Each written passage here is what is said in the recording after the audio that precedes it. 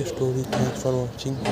इस तरह रणबीर के गोद में सिमटी सनाया शर्म के मारे खुद में ही सिमटी जा रही थी। उसे अब रणबीर पे गुस्सा आने लगा था, लेकिन वह कुछ नहीं कर पा रही थी। इधर रणबीर जो थोड़ा शांत हुआ था, और जब फिर से निर्मल ने सनाया को खुद से जोड़ने की कोशिश की, तो उसका गुस्सा फिर से सर चढ़ने लगा था।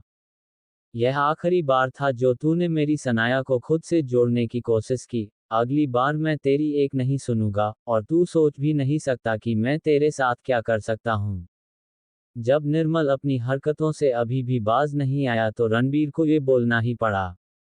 ऐसा नहीं था कि रणबीर के पास पावर नहीं था, वह चाहे तो अभी ही निर्मल और उसके बिजनेस समेत उसे बर्बाद कर दे, लेकिन वह कुछ नियमों के अधीन था जिसे वह चाह कर भी नहीं तोड़ सकता था। अगर उसके पास पावर नहीं होता तो समर और आजाद उसका साथ कभी नहीं देते। ये सबसे बड़ा प्रमाण था कि एक इंडिया के सबसे बड़े बिजनेसमैन का सेक्रेटरी और दूसरा सबसे बड़े गैंग का लीडर अभी उसके साथ खड़े थे। निर्मल उसे रोकना चाह रहा था, लेकिन वह अंदर तक हिल गया था। रणबीर का ऑरा सबको बेचैन किए जा रहा था। उधर अधिराज खड़ा कब से रणबीर को ही देख रहा था। जब सनाया ने उसे रणबीर के बारे में बताया था और जब उसने रणबीर के बारे में जानकारी इकट्ठा किया था, वो सारी चीजें आज धरी की धरी रह गई थी। निर्मल के इतना कहने के बाद भी जब सनाया को रणबीर ने गोद से नहीं उतारा, तब निर्मल खुद आगे आया और सनाया का हाथ पकड़ उसे अपने गोद में लेने की कोशिश करने लगा, या यूं कहे कि जबरदस्ती करने लगा था। जब रणबीर ने देख कि उसने सनाया का हाथ पकड़ा है और सनाया उसे देख डर रही हैं, तो उसने आजाद को गुस्से में देखा। आजाद भी कहा कम था, वह समझ पा रहा था कि रणबीर उससे क्या कहना चाह रहा है। रणबीर की आंखें ही काफी थी बोलने के लिए। आजाद जल्दी से आगे आया और निर्मल को उससे अलग कर दिया। तभी समर अचानक ही आया और निर्मल को जोर से उसके चेहरे पे एक पंच जड़ दिया था। पंच इतना जोरदार था कि निर्मल दर्द से करह उठा। आह! आह! उसके नाक से खून बहने लगा था। अभिजीत जो कब से खड़ा ये सब देख रहा था, वह समझ नहीं पा रहा था कि इतने बड़े आदमी यहाँ कैसे आ सकते हैं। वहां खड़ा कोई भी समर के बारे में नहीं जानता था, सिर्फ अभिजीत को छोड़कर, और उसकी आंखें तब चौड़ी हो गई थी। समर ने रणबीर को बॉस बोला था। अब समर को सब समझ में आने लगा था। उस दिन कॉलेज के ग्राउंड में आखिर सनाया बची कैसे थी। होना हो वह रणबीर ही था, लेकिन जब समर राम सिंघानिया का सेक्रेटरी है तो राम सिंघानिया का अपना तो कोई बेटा ही नहीं है, तो आखिर रणबीर है कौन। ये सब सोच सोच कर अभिजीत का दिमाग चकराने लगा था। सनाया इतनी हल्की थी कि रणबीर कब से उसे गोद में लिए खड़ा था और उसे कोई फर्क नहीं पड़ रहा था। सनाया को भी रणबीर के गोद में सुकून मिल रहा था। अगर उसका बस चलता तो रणबीर के गोद से वह कभी उतरे ही ना। जब निर्मल समझ गया कि अब यहाँ बातें करने से कुछ नहीं होने वाला है, तो वह कमर कसते हुए अपने बॉडीगार्ड्स की तरफ देखते हुए बोला, क्या मैं तुम सबको फ्री के पैसे देता हूँ? खा खा कर शंड हुए हो और तुम सब से ये 3 आदमी नहीं मारे जा रहे हैं। इतना बोल वह खुद एक गन ले लिया और रणबीर के ऊपर तान दिया। जैसे ही निर्मल ने ये किया तो सनाया रणबीर की कास के पकड़ लेती हैं। वह उसे कभी नहीं खोना चाहती थी, उसके रहते तो कभी नहीं। उसने और कस के रणबीर को गले से लगा लिया था। तुम इस भिखारी के लिए मुझे छोड़ रही हो? अरे इसके पास है ही क्या? ये लोग ये आखिर मेरा भिगा ही क्या लेंगे? वह सनाया को देखते हुए गुस्से में बोला और गन पे अपनी पकड़ और ज्यादा मजबूत कर लिया था। उधर अभिजीत खड़ा निर्मल पे हंस रहा था। गधा है तू, तुझे पता नहीं है ये दोनों कौन हैं? अगर पता होता तो शायद तू अब तक मर चुका होता।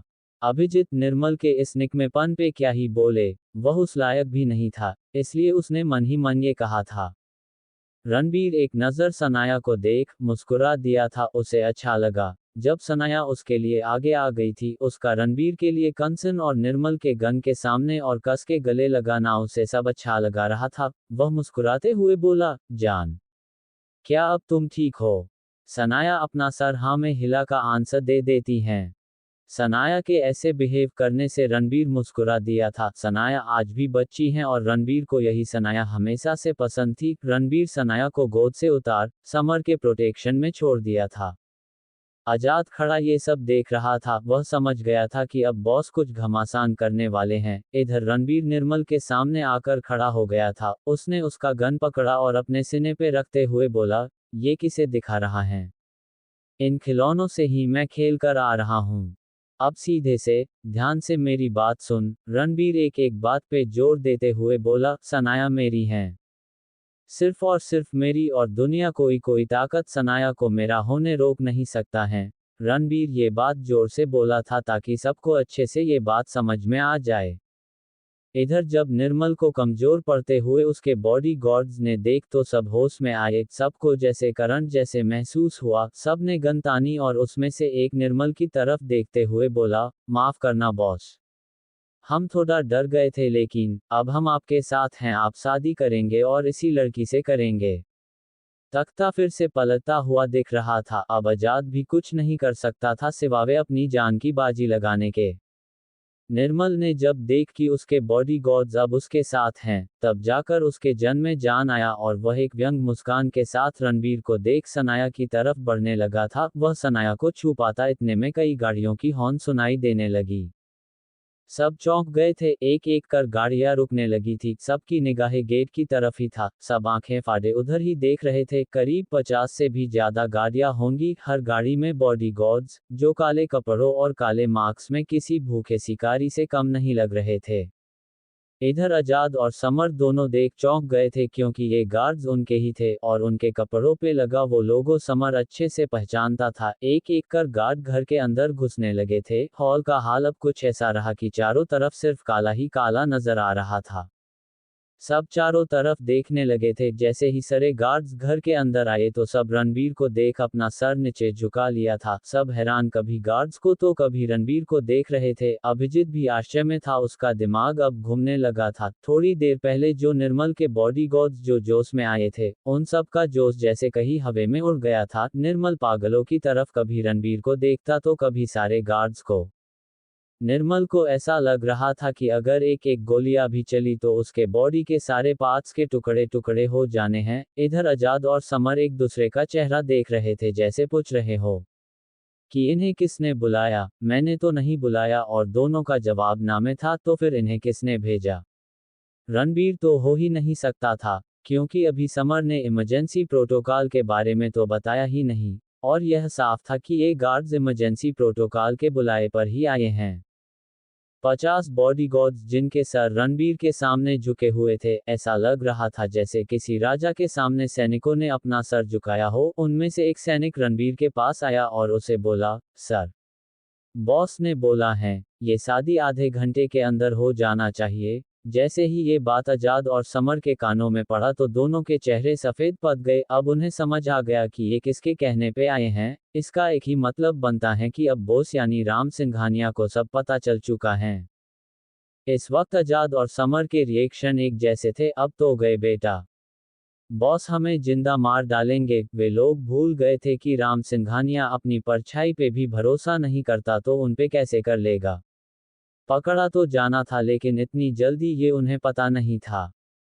5 मिनट भी नहीं लगे और गार्ड्स ने मंडक सजा भी दिया था। रणबीर बस ये सब गार्ड्स को करता देख रहा था। सनाया भी आंखें फदी ये सब देख रही थी। अब उसे विश्वास होने लगा था कि रणबीर जो भी है बड़ा आदमी है।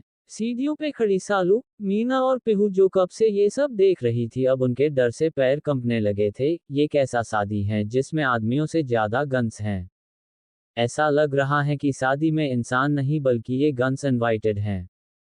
पंडित की पतलून गीली ही हो जाती अगर उसने खुद को संभाला नहीं होता तो। बेचारा डरा सहमा बैठ गया और मंत्र पढ़ने लगा था। उसने मन बना लिया था कि यह मैं आखिरी शादी करवा रहा हूँ, इसके बाद मैं कहीं काम कर लूंगा लेकिन किसी अमीर घर की शादी नहीं करवाऊंगा। उसे अब दक्षिणा की नहीं अपनी जान की पड़ी थी। इधर रणबीर थोड़ा आगे आया और सनाया का दाहिना हाथ पकड़ लिया। सनाया ने भी उसका हाथ मजबूती से पकड़ लिया था। दोनों अब शादी के मंडप में थे। किसी की चू तक करने की हिम्मत तक नहीं हुई। सब खामोश थे। पंडित को ऐसा लग रहा था कि यहाँ माइक की भी जरूरत नहीं है। अधिराज और फुआ जी दोनों कोने में खड़े थे, मेहमानों की तरह। पंडित का मंत्र और तेजी इतनी थी कि शादी 1 घंटे के अंदर ही हो गई थी। अभिजीत खुश था या नहीं ये कह पाना मुश्किल था, लेकिन कम से कम निर्मल से तो शादी नहीं हुई, इस बात से अभिजीत खुश था। उधर सालू, मीना और पेहू जो चाहती थी वही हुआ। जैसे ही शादी संपन्न हुआ तो एक गार्ड आगे आया और बोला, बॉस आपको हमारे साथ चलना होगा। रणबीर और सनाया दोनों ये सुन के चौंक गए। अभिजीत तो अभी भी कुछ सोच नहीं पा रहा था, निर्मल देखता ही रह गया था। समर और आजाद भी चौंक गए थे, क्योंकि वे जानते थे ये गार्ड्स इन्हें सिंघानिया मैंसन तो नहीं ले जाने वाले हैं। तो फिर रणबीर और सनाया को कहाँ ले जाने वाले हैं? To be the next. अल्पविराम अल्पविराम अल्पविराम। वैसे मैं कभी प्रमोशन करता नहीं हूँ, लेकिन क्या करूँ यार, आई एम सॉरी करना पड़ा। पूर्ण विराम। मैं एक और नावल लिख रहा हूँ जिसका नाम लियो है। आप मेरे प्रोफाइल पे जाकर इसे पढ़ सकते हैं या सर्च कर सकते हैं। निर्मल के आंखों के सामने रणबीर ने सनाया से शादी कर लिया था। अभिजीत खड़ा ये सब देखता ही रह गया था। अधिराज और फुआजी दोनों की बोलती बंद हो गया था। शादी में आए लोगों को राम के गार्ड्स ने बाहर निकल दिया था, क्योंकि राम यह नहीं चाहते थे कि कोई भी रणबीर और सनाया के बारे में बातें बनाए। समर और आजाद के तो पसीने छूटने लगे थे। आने वाले समय में उनका क्या हाल होने वाला है ये तो उनसे अच्छा कोई नहीं जान सकता था। रणबीर सनाया की तरफ देख मुस्कुरा और उसका हाथ पकड़ लिया। सनाया भी अभी कुछ उससे बोलना नहीं चाहती थी, इसलिए उसने कुछ नहीं कहा। लेकिन अभी उसके मन में तूफान सा चल रहा था। कई सवाल थे जिसका जवाब सिर्फ रणबीर ही दे सकता था। गार्ड के कहने पर रणबीर सनाया को साथ ले जाने लगा, लेकिन सनाया आगे नहीं बढ़ी। रणबीर उसे सवालियों नजरों से देखने लगा। तभी सनाया ने उसे अभिजीत की तरफ देखने का इशारा किया। रणबीर समझ रहा था कि सनाया क्या कहना चाह रही हैं, लेकिन रणबीर अभिजीत के पैर नहीं छूना चाहता था। उसने अपनी गर्दन नामे हिलाया ही था कि तभी सनाया उसे घुरकर देखती हैं। रणबीर उसे देख सहम गया, मरता बेचारा क्या ना करता। वह धीरे कदमों से चलकर अभिजीत के पास चला आया। उधर समर खड़ा मुस्कुरा रहा था। उसे सुमित्रा जी और सनाया दोनों में एक जैसे ही बातें दिखी, ये कि दोनों सच में लेडी बॉस हैं। अब रणबीर का वोट लगने वाला है। सनाया झुकी और रणबीर को आंखें दिखाने लगी। रणबीर भी जल्दी से झुककर अभिजीत के पैर छू लिए। अभिजीत उसे देख पहले तो आशीर्वाद दिया, फिर उसे घूरते हुए बोला, याद रखना, सनाया मेरी बहन है। मेरी बहन को अगर किसी भी चीज की जरूरत हुई तो तुम दौड़कर उसे लाना। मेरी बहन अभी बच्ची है, उसका ख्याल तुम रखोगे, और मैं आता रहूंगा तुम्हें देखने। वैसे भी अब तुम मेरे आंखों में गड़ने लगे हो। रणबीर को सारी बातें अच्छी लगी, लेकिन लास्ट वाली बात उस चुप गई और उसने उसे आंखें दिखाते हुए बोला, अब गुस्सा थूक दीजिए साले साहब। मेरे बारे में आप जानकर खतरा मोल लेंगे, और मैं नहीं चाहता कि मेरा साला इतनी कम उम्र में। आप समझ रहे हैं मैं क्या कहना चाहता हूँ। रणबीर के हर शब्द में अभिजीत के लिए धमकी भरा हुआ था। अभिजीत भी सब समझ पा रहा था, लेकिन उसे अभी भी जानना था कि आखिर रणबीर है कौन। उसके बाद सनाया ने बेमन से अधिराज और फुआ जी के आशीर्वाद ले लिए थे, और फिर जैसे ही रणबीर थोड़ा आगे बढ़ा तो सनाया उसका हाथ छुड़ाकर अभिजीत के गले से लग गई और रोने लगी। रणबीर ने अपना माथा पीट लिया। हो गया अब इसका ड्रामा शुरू। सारी लड़कियों का यही है। वह कर ही क्या सकता था, इसलिए उसने उसे रोने दिया। अब तक सालू, मीना और पिहू भी सनाया के पास आ गई थी। सनाया उनके भी गले लगी। सनाया के रोने से गला रूंध आया था। तभी सालू ने कुछ ऐसा कहा कि सनाया शर्म से पानी पानी हो गई। सनाया सुनना। सनाया गले लगे ही बोली, हुन। तो सालू धीरे से उसके कान में बोली, मार्केट से प्रोटेक्शन ले लियो। सनाया पहले तो सोच में पड़ गई, लेकिन जैसे ही समझ आया तो वह उसे गुस्से में घूरने लगी। वह सोच रही थी अगर अकेले में होती तो बताती, लेकिन कोई ना देख लूंगी तुझे। आज तो मुझे किसी और से हिसाब लेने हैं। जब सनाया ने कुछ नहीं कहा तो सालू ने आंख मारते हुए उसे रणबीर की तरफ इशारा कर देती हैं, जहां रणबीर उसे ही देख रहा था। जब सनाया उन सब से अलग हुई तो तभी अभिजीत उसके सर पे हाथ रख देता है। विस्मयादिबोधक चिन्ह, मैं हमेशा तुम्हारे साथ हूँ। पास एक फोन कॉल की देरी है, फिर मैं तुम्हारे सामने होऊंगा। अभिजीत उसे गले से लगा लिया। रणबीर कब से ये सब देख रहा था। वह सनाया के पास आया। सनाया उसे कुछ कह पाती इससे पहले ही रणबीर ने उसे अपने गोद में उठा लिया। उसने एक बार सबको घूरकर देखा, निर्मल को, फुआ जी को, अधिराज को और लास्ट में अभिजीत को। वह ये बता देना चाह रहा था कि आज से सनाया मेरी है और इस पर सिर्फ मेरा हक है। सनाया शर्मा कर उसके गले में हाथ डाल दिए थे और अपना चेहरा उसके सीने में छुपा ली थी। निर्मल के हाथ में गन था, वह चाहता तो अभी ही शूट कर सकता था, लेकिन उसके हाथ कांप रहे थे। उसके सामने खड़ा लड़का जो अभी अभी उसके मुंह का निवाला छीन कर ले गया है, अब वह उसके पहुंच से बहुत दूर है। 50 से भी ज्यादा वेल ट्रेन्ड बॉडीगार्ड्स और आजाद, ये सब गवाह थे कि रणबीर बहुत बड़ा आदमी है। निर्मल ने अपनी मुट्ठी कस ली थी और वह गुस्से में मन ही मन बोला, जान तुम मेरी नहीं हो सकती। विस्मयादिबोधक चिन्ह, तो मैं तुम्हें किसी और का भी नहीं होने दूंगा। बस इंतजार कर लो मेरा, फिर मैं तुम्हारे साथ खेलकर तुम्हें किसी लॉस की तरह छोड़ दूंगा। तब तुम चीख चीख कर अपनी जान की भीख मांगोगी। उसके चेहरे पर कुटिल मुस्कान आ गया था। उसने मन ही मन कुछ सोच लिया था, कुछ बहुत बड़ा, लेकिन वह भूल गया कि अब सनाया रणबीर के मजबूत बाहों में है। उसे अब छू पाना नामुमकिन है। रणबीर उसे गोद में लिए हो बाहर आ गया था। 20 से भी ज्यादा गाड़ियां थी। रणबीर समर के गाड़ी की तरफ बढ़ा ही था कि गार्ड ने उसे रोक दिया था। सर प्लीज, आपको अब उस गाड़ी में चलना होगा। सर ने आपके लिए भेजा है। रणबीर चुप कर सामने देखा। सामने तो कोई गाड़ी नहीं है। समर और आजाद भी सामने देख रहे थे, क्योंकि सामने तो सिर्फ गार्ड्स की गाड़ियां ही थी। तभी एक गाड़ी की हॉर्न बजी और सारी गाड़ियां साइड होने लगी थी। बीचों बीच से चलकर एक रोल्स रॉयल आया। वह कार कभी खूबसूरत था, बिल्कुल काला, इतना कि रात के अंधेरे में वह किसी को दिखाई ही ना दे, लेकिन जैसे ही उस पे लाइट पड़ी तो वह चमकाने लगा। गाड़ी इंग्लैंड की ऑक्शन से आई थी। ये कार दुनिया में सिर्फ एक ही था जिसे ऑक्शन के लिए रखा गया था। राम ने इसे रणबीर के लिए खरीद लिया था। कार इतनी एडवांस थी कि कोई दूसरा इंसान उसे खोल ही नहीं सकता था। रणबीर ने जैसे ही उस कार के हैंडल को छुआ तभी कार बीप की आवाज के साथ खुल गया। अंदर का इंटीरियर रणबीर और सनाया के फेवरेट कलर को मिक्स करके बनाया गया था, जो देखने में बेहद खूबसूरत लग रहा था।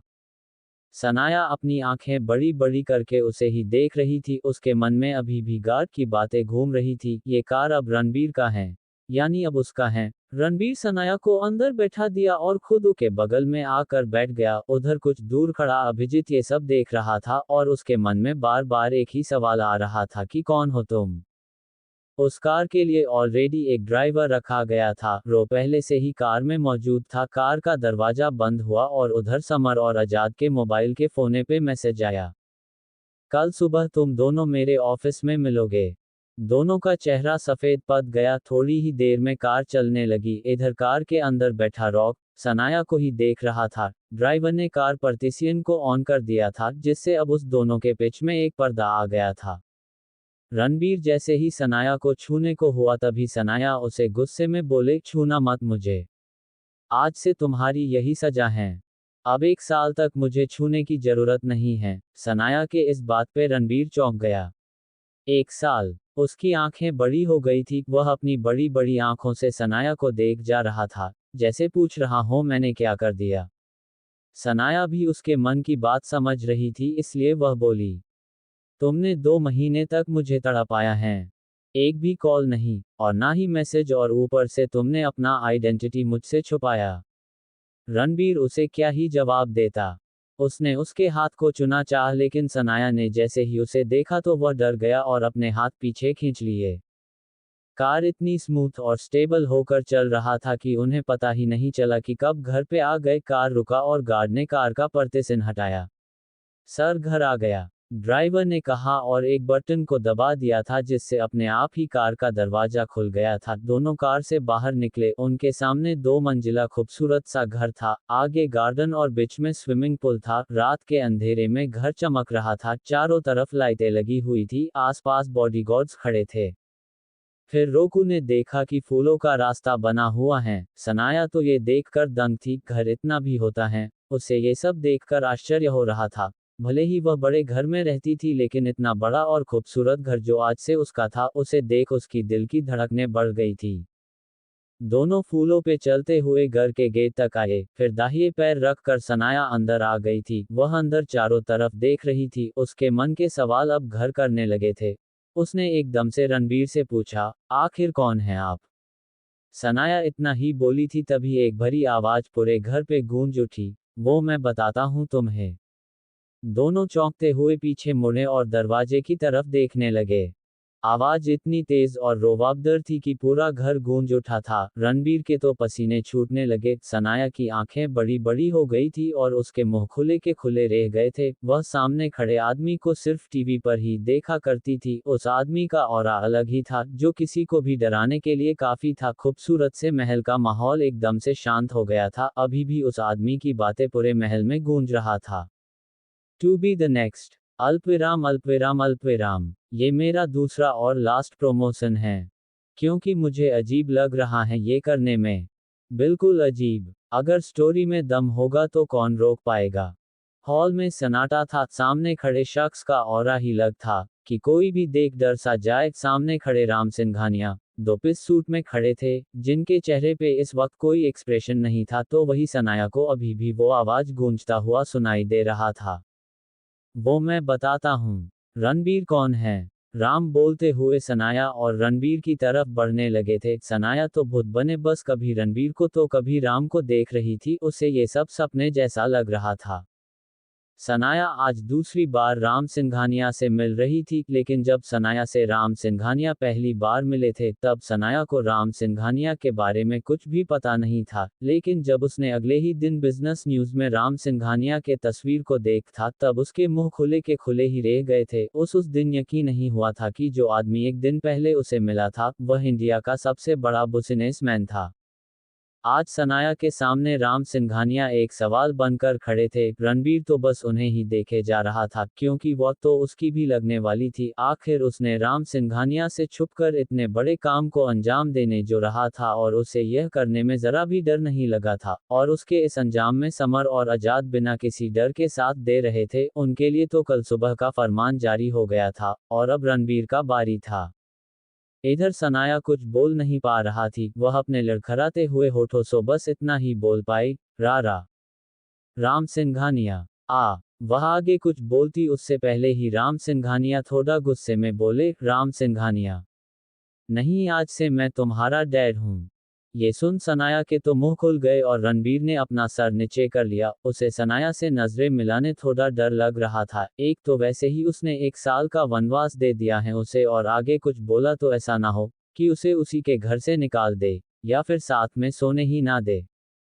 सनाया कभी रणबीर को तो कभी राम को देखती, उसके दिमाग में पीछे के सारे बातें जैसे रील की तरह घूमने लगी थी। अब उसे सब समझ आ रहा था कि आखिर डायमंड होटल का इतना बड़ा मालिक रणबीर को बॉस क्यों बुला रहा था। आखिर राम ने उसे उस दिन उतने रुपए क्यों दे दिए थे। आखिर समर के उतने बड़े घर में सनाया को मैज सब की सब उसे मालकिन की नज़र से क्यों देख रही थी। उसे जब ये सारी बातें समझ में आने लगी तब वह रणबीर को गुस्से में घूरकर देखती हैं। रणबीर का झूठ उसके सामने खुल गया था। आज उसे याद आ रहा था कि आखिर उस दिन रणबीर ने उसे झूठ बोल दिया था कि उसने आजाद के बॉस की जान बचाई थी, और इस पे सनाया ने भू से बार बार पूछा था कि कहीं तुम झूठ तो नहीं बोल रहे थे। रणबीर उसे तिरछी नजरों से देख रहा था। सनाया उसे मुक्का बनाकर दिखाते हुए बोली, तुम्हें तो मैं बाद में देखती हूँ।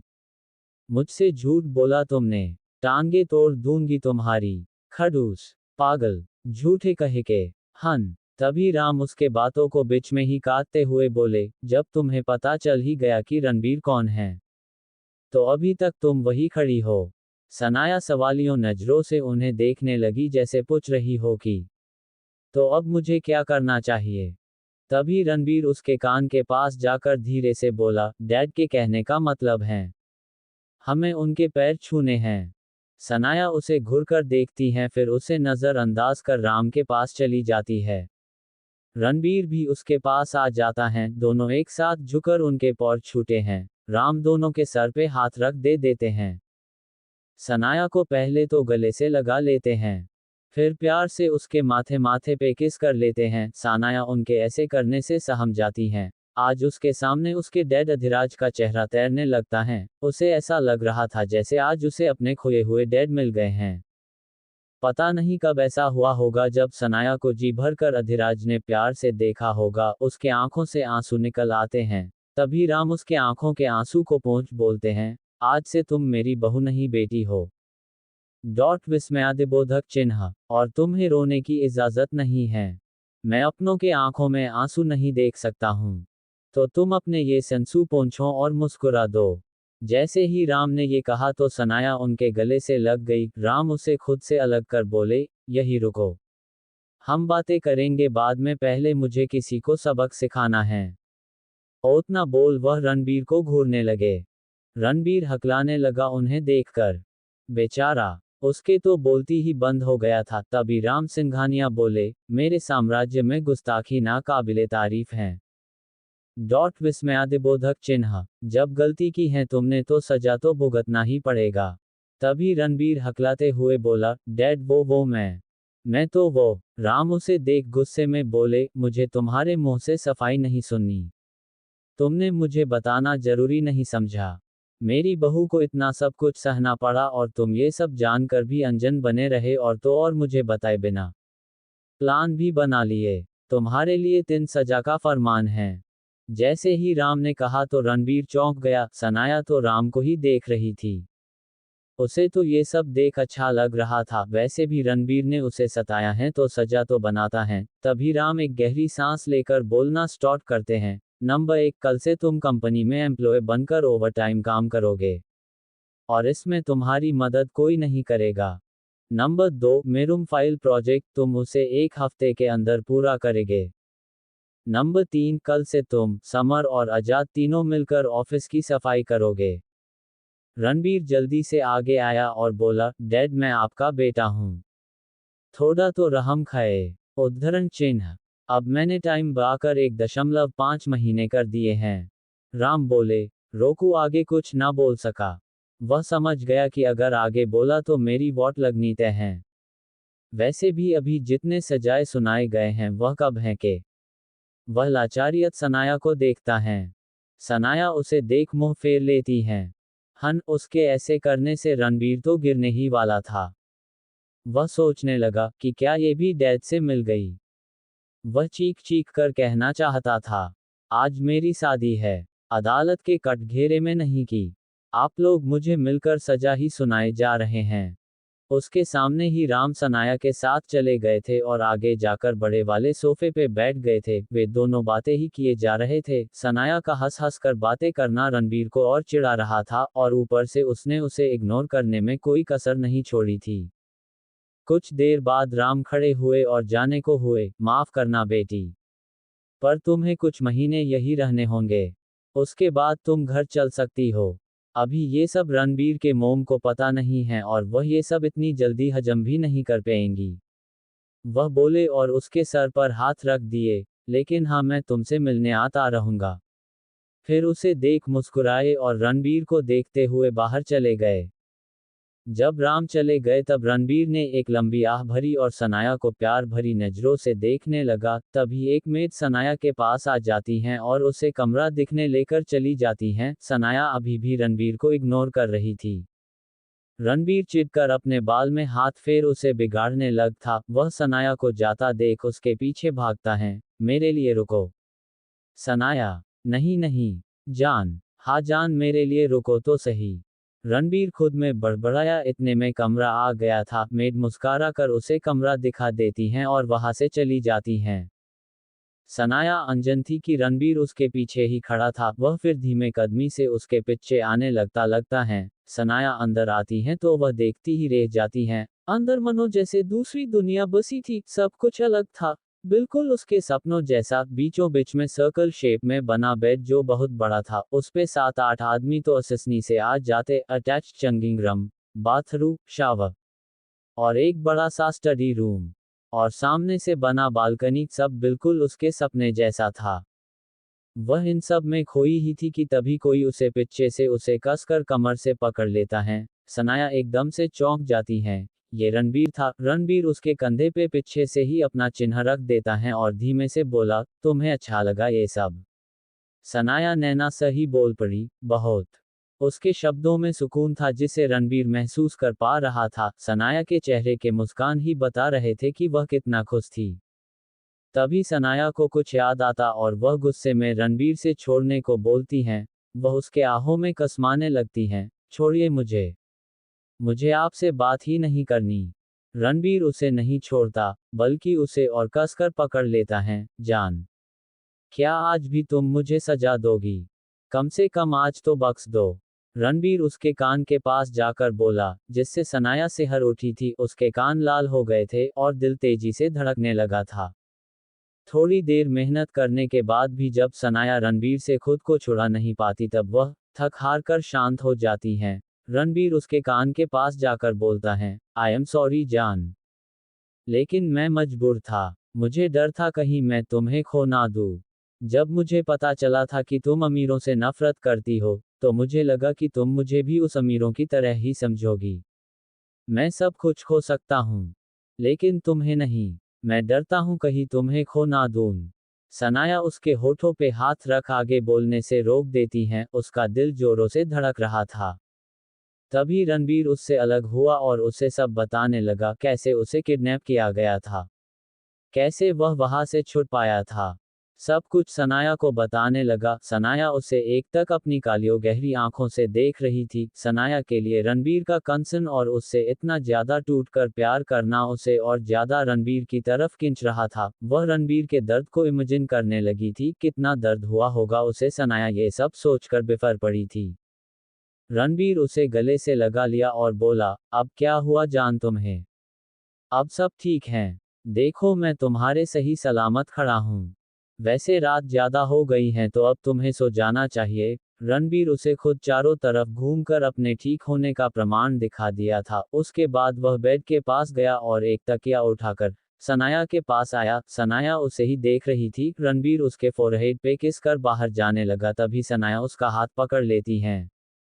सनाया के ऐसे कर से रणबीर चौंक गया था। वह आगे नहीं बढ़ पाया था। तभी सनाया बोली, आप कहाँ जा रहे हैं? सनाया उसे सवालियों नजरों से देख रही थी। तुम ही ने तो बोला था 1 महीना तुमसे दूर रहूं तो। मैं जा रहा हूं दूसरे रूम में। रणबीर ने जैसे ही कहा तो सनाया का दिल धड़कना ही बंद हो गया था। वह उसे कमर से कस के पकड़ लेती हैं, जैसे उसे अब कहीं नहीं जाने देने वाली हैं। सनाया ने रणबीर को कास के पकड़ रखा था। उसके दोनों हाथ रणबीर के कमर पे कसे हुए थे। रणबीर तो बस आंखें फाड़े अपनी जान को ही देख रहा था, जो बच्चों के जैसे हरकतें कर रही थी। उसे देख रणबीर अपना सर हिलाते हुए बोला, अब मुझे सच में एक बच्ची को संभालना पड़ेगा। मुझे नहीं पता था। तभी सनाया अपना छोटा सा चेहरा उठाकर रणबीर को देखती हैं। आप क्या सोच रहे हैं? सनाया तो रणबीर के कंधे तक आती थी। वह अपनी गर्दन उठाकर रणबीर को देखते हुए बोली थी, कुछ नहीं जान, बस यही सोच रहा था, अब मैं किस कमरे में सोने जाऊं। सनाया ने जब ये सुना तो उसने मुंह फुला लिए और मुंह बनाते हुए बोली, तो रहने देते ना मुझे वही। मुझसे शादी करने की क्या जरूरत थी? हन। रणबीर हंस पड़ा उसके बातों पे। उसके नाक को पिच करते हुए बोला, तो नहीं जाता हूं। लेकिन तुम्हें याद है ना, आज क्या है? आज हमारी सुहाग रा। रणबीर इतना ही बोल पाया था कि उससे पहले ही सनाया ने उसके होठों पे अपने नाजुक हाथ रख दिए थे। सनाया का दिल मेट्रो ट्रेन की रफ्तार से धड़क रहा था। वह रणबीर के कहने का मतलब साफ साफ समझ पा रही थी। उसने पहले ही सुन रखा था सुहागरात के बारे में और उस रात में क्या क्या होता है। तभी रणबीर ने धीरे से उसके नाजुक हाथों को हटाया और प्यार भरे लफ्जों पे कहा, तो मेरी बच्ची को ये सब पहले से ही पता है। To good. सनाया शर्म से उसके सीने में चुप गई। रणबीर मुस्कुरा उठा और उसके कास के पकड़ लिया। फिर उसके उसे गोद में उठाया और बेड पे बैठाते हुए बोला, तुम कपड़े चेंज कर लो, तब तक मैं भी चंगे करके आ जाता हूँ। रणबीर बोला और जाने लगा। तभी सनाया बोली, लेकिन मैंने तो कपड़े लाए ही नहीं, तो फिर कैसे चेंज करूंगी? रणबीर रुक गया और पीछे पलते हुए उसे बोला, तो तुम मेरे कपड़े पहन लो, कल सुबह तक नए कपड़े आ जाएंगे। और फिर शैतानी मुस्कान के साथ बोला, क्या मैं तुम्हारी मदद करूं कपड़े बदलने? सनाया झट से उठी और चंगिंग रम की तरफ भागते हुए बोली, उसकी कोई जरूरत नहीं है, मैं खुद कर सकती हूँ। चंगिंग रम का दरवाजा अंदर से बंद कर खुद को संभालने लगी। उसके गाल लाल हो गए थे। आज उसे सब कुछ अजीब लग रहा था। रणबीर उसे भागता देख मुस्कुराते हुए बोला, पागल लड़की। फिर खुद भी कपड़े चेंज करने चला गया। थोड़ी देर बाद दोनों कपड़े चेंज कर बाहर आए। रणबीर ने एक नॉर्मल सी टी शर्ट पहन रखा था और नीचे लोअर, तो वही सनाया के सर नीचे जमीन में गाड़े जा रहे थे। क्योंकि सनाया ने जो टी शर्ट पहना हुआ था वह उसके थाई तक ही आ रहे थे। रणबीर उसे बिना पलके झपकाए देख रहा था। रणबीर धीरे धीरे उसकी तरफ बढ़ने लगा तो वही सनाया के पैर अपने आप ही पीछे जाने लगे। उसे घबराहट हो रही थी, जिसे रणबीर समझ पा रहा था। लेकिन आज उसे सनाया को परेशान करने में मजा आ रहा था। इतने में सनाया दीवार से जा लगी, उसके पीछे दीवार आ गया था और सामने रणबीर मुस्कुराते हुए उस पे झुकने लगा। सनाया के आंख अपने आप ही बंद होने लगे, लेकिन तभी सनाया को कुछ अजीब फील हुआ। रणबीर ने उसे गोद में उठा लिया था। सनाया उसके गले में अपने दोनों हाथ डाल रखे थे। रणबीर उसे बेड पे सुला दिया और खुद उसके बगल में लेट गया। फिर रणबीर उसके सर को अपने सीने पे रख बोला, अब सो जाओ, बहुत रात हो चुकी है। उद्धरण चिन्ह। क्यों? सनाया ने कहा तो रणबीर मुस्कुराते हुए बोला, तो तुम चाहती हो मैं कुछ करूं? उद्धरण चिन्ह। नहीं नहीं, मैं तो बस। सनाया जल्दी से उसके बातों को बीच में ही काटते हुए बोली थी। रणबीर उसके बाल को सहला रहा था, तुम अभी बच्ची हो और मैं कोई रिस्क नहीं ले सकता हूं, तो अपने गंदे ख्याल को लाना बंद करो और सो जाओ। रणबीर आंखें बंद किए हुए ही बोला था। ये सच भी था, सनाया अभी सिर्फ 19 साल की थी। धीरे धीरे दोनों नींद के आगोश में चले गए थे। सुबह। रणबीर सुबह जल्दी उठ जाया करता था, लेकिन आज वह सुकून से सो रहा था। उसके बाहों में लिपटी सो रही सनाया का मासूम चेहरा उसके सीने पे था। रणबीर ने अपनी आंखें खोली तो सबसे पहले सनाया का चेहरा उसके सामने आया। सनाया के चेहरे पे आ रहे उसके लंबे बाल उसे इरिटेट कर रहे थे। वह बार बार उसे हटाती और फिर रणबीर को कसकर पकड़ कर सो जाती।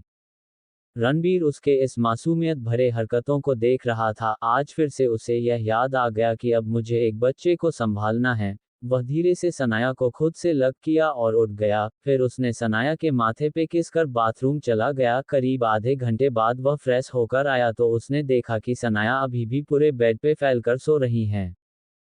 वह उसके पास गया और प्यार से उसके बाल सहलाते हुए बोला, गुड मॉर्निंग जान, उठ जाओ।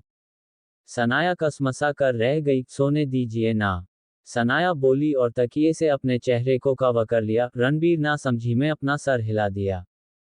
इतने में उसका फोन बजा और जब उसने फोन चेक किया तो स्क्रीन पे समर का नाम शो हो रहा था। वार्तालाप। रणबीर बाबा, आप कब तक आ रहे हैं ऑफिस? मुझे डर लग रहा है। रणबीर ने जैसे ही फोन रिसीव किया तभी समर बोल पड़ा था, मैं तो कॉलेज जा रहा हूँ। नहीं नहीं, आप हमारे साथ ऐसा नहीं कर सकते हैं। उद्धरण चिन्ह। भाई आप तो डैड के सेक्रेटरी हैं, आपको डरने की क्या जरूरत, कुछ नहीं होगा। उद्धरण चिन्ह। अरे दारू नहीं तो क्या करूँ? आज सर मुझे ऐसे ऐसे पनिशमेंट देने वाले हैं जो मैं शायद झेल ही पाऊँ। उद्धरण चिन्ह। दोनों में बातें चल ही रहा था कि इतने में बगल में खड़ा आजाद बोला, सच में डर तो मुझे भी लग रहा है। उद्धरण चिन्ह। आप दोनों पागलों की जैसे क्यों बातें कर रहे हैं? वैसे भी आपको नहीं पता कल रात मेरे साथ क्या क्या हुआ। फिर कल रात वाली सारी बात बता देता है कि कैसे डैड ने उसे पुनीस किया था और आज से ही उसे वो सब करना था। समर डर से बोला। रणबीर बाबा आपको भी। तो हमारा क्या होगा? समर और आजाद दोनों एक दूसरे का मुंह देखने लगे, जैसे कह रहे हो, मैं तैयार हूं, तुम तैयार हो ना पुनाइजमेंट झेलने के लिए। फिर समर ने कॉल रख दिया और सामने आर्स कॉर्पोरेशन के बड़े से बिल्डिंग के सबसे टॉप वाले रूप को देखने लगा। इधर रणबीर के मुंह पे काल कट गया था तो उसने अजीब नजरों से स्क्रीन को घुरा और फिर फोन को पॉकेट पे डाल लिया था। तभी सनाया कसमसा कर उठाने लगी। जैसे ही उसने अपनी आंखें खोली तो उसके सामने रणबीर का चेहरा सामने आ गया, जो अब उसका हस्बैंड बन चुका था। वह मुस्कुरा कर बोली, गुड मॉर्निंग। तभी रणबीर ने भी गुड मॉर्निंग विश किया और उसके तैयार होकर नीचे आने को बोल हॉल की ओर चल दिया। कुछ देर बाद सनाया भी तैयार होकर नीचे आ गई थी। आज सनाया बेहद खूबसूरत लग रही थी। आज उसके शरीर पे लगा हर एक चीज रणबीर के नाम का था। पंजाबी सूट और गले में दुपट्टा रख, मांग में सिंदूर और गले में मंगलसूत्र, आज सब कुछ रणबीर के नाम का था। वह जाकर रणबीर के पास वाले सोफे पे बैठ गई। तभी रणबीर उसे देखते हुए बोला, मैं कॉलेज जा रहा हूँ और तुम्हें कुछ चाहिए तो बोल दो, मैं लेता आऊंगा। सनाया चिढ़ और थोड़ा गुस्से में बोली, कम से कम मेरी तारीफ तो कर ही सकते हैं। फिर मुंह बनाकर बोली, मैं कॉलेज जा रहा हूँ, हन। रणबीर सनाया से इस तरह के जवाब की उम्मीद नहीं थी। रणबीर बात बदलते हुए कहा, याद रखना, बस मेरे बारे में मेरी असलियत किसी को मत बताता, क्योंकि मैं अभी खुद को रिवील नहीं कर सकता हूँ। सनाया रणबीर के बात का मतलब समझ रही थी। रणबीर ने कल रात ही सनाया को सभी बता दिया था। वह उठा और बोला, ब्रेकफास्ट कर लेना और ध्यान रखना, वैसे मैं कॉलेज के बाद ऑफिस भी जाऊंगा। और फिर उसके कान के पास जाकर धीरे से बोला, वैसे मैं बताना भूल गया, मिसेज सनाया राघव सिंघानिया आप आज कहर ढा रही हैं। फिर उसके गाल पे एक किस कर लिया और जाने लगा। सनाया का दिल अभी धड़क रहा था रणबीर के बातों पे। अब उसे इस सब की आदत डाल लेनी होगी, अब रोज ही ऐसा होने वाला है। तभी सनाया का फोन बज उठा। सनाया ने जल्दी से फोने उठाया तो उधर से सालू चाहते हुए बोली, तो मेरी सनाया। अरे नहीं मिसेज सनाया, कैसी रही रात की फाइटिंग? कौन जीता, तुम या रणबीर? सनाया को कुछ भी समझ नहीं आया, तो वह कंफ्यूज्ड होकर बोली, तुम क्या कर रही हो सालू, मुझे समझ नहीं आ रहा। वह इतना ही बोली, तभी उसके दिमाग में कुछ क्लिक हुआ और सालू के कहे हुए बातों का मतलब समझ आ गया। उसके गाल शर्म से लाल हो गए। तभी सालू बोली, अच्छा ये बता, तुम हमें कब बुला रही हो मिलने के लिए? अपने घर। सनाया भी जल्दी से बोली, आज ही आ जाओ, वैसे भी वो कॉलेज गए हैं तो मैं अकेली हूँ। जैसे ही सालू और उसके पीछे टेक लगाकर सुन रही मीना और पेहू ने सुना तो तीनों हंस पड़ी। सालू सनाया को छेड़ते हुए बोली, ओहो मेरी बीटी क्वीन, पत्नी धर्म, हाँ अच्छा जा रही हैं। सनाया शर्म की वजह से कुछ बोल नहीं। तीनों सनाया को इस वक्त इमेजिन कर पा रही थी। उसके चेहरे के बाह कैसे होने, ये सोच उनकी हंसी निकल गई थी। ऐसे ही कुछ देर बातें करने के बाद सालू ने मिलने का बोल फोन काट किया। सनाया भी उसके फोन पे घर का लोकेशन भेज दिया था। आर्स कॉर्पोरेशन के ऑफिस में राम सिंघानिया सामने चेयर पे बैठे हुए थे और सामने आजाद और समर सर लटकाए खड़े थे। डर से उनके पसीने छूट रहे थे। तभी राम गुस्से में बोले, तुम दोनों के पुनाइजमेंट की बात कर ले हम। तभी समर अपना बच्चों वाला फेस बनाकर राम को देखने लगा। राम उसे देखकर बोले, अब ये मेरे सामने नहीं चलने वाला, रोतलू में ढक। तुम दोनों ने गलती की है तो सजा तो भुगतना ही पड़ेगा। और फिर आगे बोले, तुम सबको पता है कि मेरे रूल्स के खिलाफ जाने का क्या अंजाम होता है, फिर भी तुम दोनों मेरे खिलाफ गए। ऐसा करने वालों को एन मौत देता हूँ। लेकिन अब मैं तुम दोनों का क्या करूँ बोलो? तभी समर बोला, बॉस लेकिन वो मैं। उद्धरण चिन्ह। बिल्कुल चुप शांत। बीच में ही राम गुस्से में बोले, तुम सबको पता है मेरे रूल्स में है, मेरे शासन और मेरा शासन ही मैं हूँ। क्या ये बात तुम दोनों भूल गए? एनीवे तुम दोनों को मरना तो पड़ेगा। राम के बोलने भर से दोनों अंदर तक कांप गए थे। तभी राम उन दोनों की तरफ देखते हुए बोले, तुम दोनों मेरे खास हो, और यह गलती रणबीर ने भी किया है। तभी समर राम को देख जल्दी से बोला, नहीं बॉस, वो हम थे। रणबीर बाबा का इसमें कोई गलती नहीं है। जैसे ही समर ने कहा तो राम के चेहरे पे एक डेविल स्माइल आ गया था। राम यही तो सुनना चाह रहे थे कि आखिर क्या दोनों खुद की जान से ज्यादा रणबीर का परवाह करते हैं भी या नहीं। और समर के इस आंसर से राम खुश हुए थे, क्योंकि आगे आने वाले वक्त में रणबीर का साथ देंगे, ये उन्हें अब भरोसा हो गया था। इतने में एक सर्वेंट आया और एक कुरियर दे गया। समर उसे अपनी पैनी नजरों से देखने लगा। वह आगे आया और उस बड़े से बैग को खोला तो वह डर से कांप गया। उस डिब्बे पे एक डॉल था जो खून से सना हुआ था, और उसके नीचे रखा हुआ था एक कैसेट जिस पे लिखा था, welcome to hell Ram Singhania. जिसने भी कोरियर भेजा था वह बड़ा ही शातिर था। वह राम सिंघानिया के कण कण से वाकिफ था। वह जानता था कि अगर उसने कैसेट की जगह अगर कोई चीफ या वीडियो बेचता तो उसे आसानी से राम सिंघानिया ट्रैक कर सकते थे। तभी उसने कैसेट भेजा जिसे ट्रैक करना लगभग नामुमकिन था। समर और आजाद को ये बात समझने में देर नहीं लगा था। दोनों शॉक्ड होकर राम सिंघानिया को देखने लगे। तो वही राम सिंघानिया उस कैसेट को देख तो रहे थे, लेकिन उनके चेहरे पे कोई भाव ही नहीं था। वह नॉर्मल टोन में बोले, play cassette right now. Ram Singhania का चेहरा एकदम शक्त था, जिसे देख समर और आजाद दोनों डर गए थे। समर जल्दी से दीवार पे लगा बड़े से टीवी डीवीडी की मदद से उस कैसेट को स्टार्ट कर देता है, और जैसे ही कैसेट स्टार्ट होता है तो दोनों चौंक जाते हैं। राम सिंघानिया के आंखों में खून उतर आया था। स्क्रीन पे चल रहे वीडियो में एक आदमी, जिसके चेहरे पे मास्क था, सर पे टोपी और आंखें लाल थी। ब्लैक पेंट और ब्लैक शर्ट और ब्लैक जूता उसने पहन रखा था, हाथ में लोडेड गन था और सामने दो लोग जिनके हाथ बंधे हुए थे, वो दोनों और कोई नहीं बल्कि राम के खास आदमी थे, जो छिपकर राम सिंघानिया के लिए काम करते थे। वह आदमी दिखने में बिल्कुल साइको लग रहा था, एंग्री और सार्कास्टिक। वह साइको आदमी गन को अपने माथे से रगड़ने लगा और सामने स्क्रीन पे देखते हुए बोलना स्टार्ट करता है, वेलकम विस्मयादिबोधक चिन्ह, welcome welcome welcome to my hell mister Ram Singhania.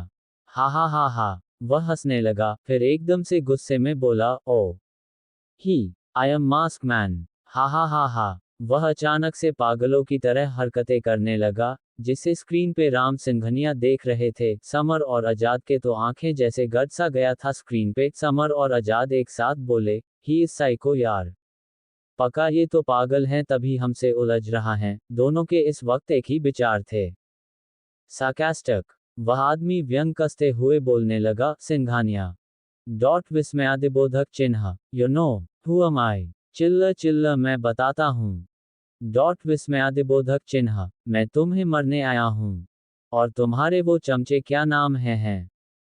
विस्मयादिबोधक चिन्ह, क्या नाम है? वह उसने फ्रस्ट्रेटेड होकर गोली चला दी। सामने बंधे राम सिंघानिया का एक आदमी मारा गया था, उसके खून के छींटे चारों तरफ फैल गए। तभी उसे याद आया, वह समर और आजाद। फिर साध होते हुए बोला, देखा, बस एक नाम याद आ जाता तो तुम्हारा ये आदमी आज जिंदा होता। एनीवे, तुम सब मुझे धुंधने की कोशिश मत करना वरना थक जाओगे। ये सुन समर और आजाद दोनों ने गुस्से में अपनी मुट्ठी कस ली थी। राम तो अभी भी एक्सप्रेशन लेस उसे ही देख रहे थे। मुझे तुम्हारी मौत देखनी है राम सिंघानिया। बस 2 मंथ्स और तुम मेरे पास यहाँ होगे, मेरा गन तुम्हारे सर पे होगा और तुम मुझसे अपनी जान की भीख मांगोगे। हा हा हा हा। वह अजीब हरकतें कर रहा था, उसके हाथ अजीब तरह से कांप रहे थे। राम सिंघानिया ही भी बिना किसी भाव के उसे ही देख रहे थे। और हाँ, बताना तो भूल गया, ये तुम्हारे चमचे, इन्हें मैंने कैसे पकड़ा, तो बस इतना समझ लो ये तो अभी शुरुआत है, और आगे आगे देखो होता है। पहले भैरो, फिर अधिराज अल्ज, फिर मसूब और फिर आजाद और गैस गैस कर। विस्मयादिबोधक चिन्ह, चलो मैं ही बता देता हूँ, तुम्हारा सबसे काबिल आदमी आजाद। फिर विस्मयादिबोधक चिन्ह, उन्होंने। वह सोचने का नाटक करने लगा। हाँ, फिर समर सबको एक एक कर मरूंगा और तुम देखते रह जाओगे। हा हा हा। फिर तुम वो नहीं, तुम्हारी तो फैमिली नहीं है, या फिर है? हा हा हा हा। उसकी घनौनी हंसी किसी साइको से कम नहीं था। तभी राम गुस्से में टेबल पे पड़े फ्लास्क को स्क्रीन पे दे मारते हैं। Bastard, I kill you. तुमने राम सिंघानिया को चैलेंज किया है। अपने बॉस को इतने गुस्से में देख दोनों डर गए थे। दरअसल सब कुछ ठीक था, लेकिन लास्ट वाले शब्दों ने राम सिंघानिया को अंदर तक झकझोर कर रख दिया था, जिसमें उस आदमी ने कहा था, वो नहीं, तुम्हारी तो फैमिली नहीं है, या फिर है? इस बात से साफ साफ जाहिर हो रहा था कि उस साइको को राम सिंघानिया के फैमिली के बारे में पता था। पर कैसे, और उसे यह कैसे पता चला?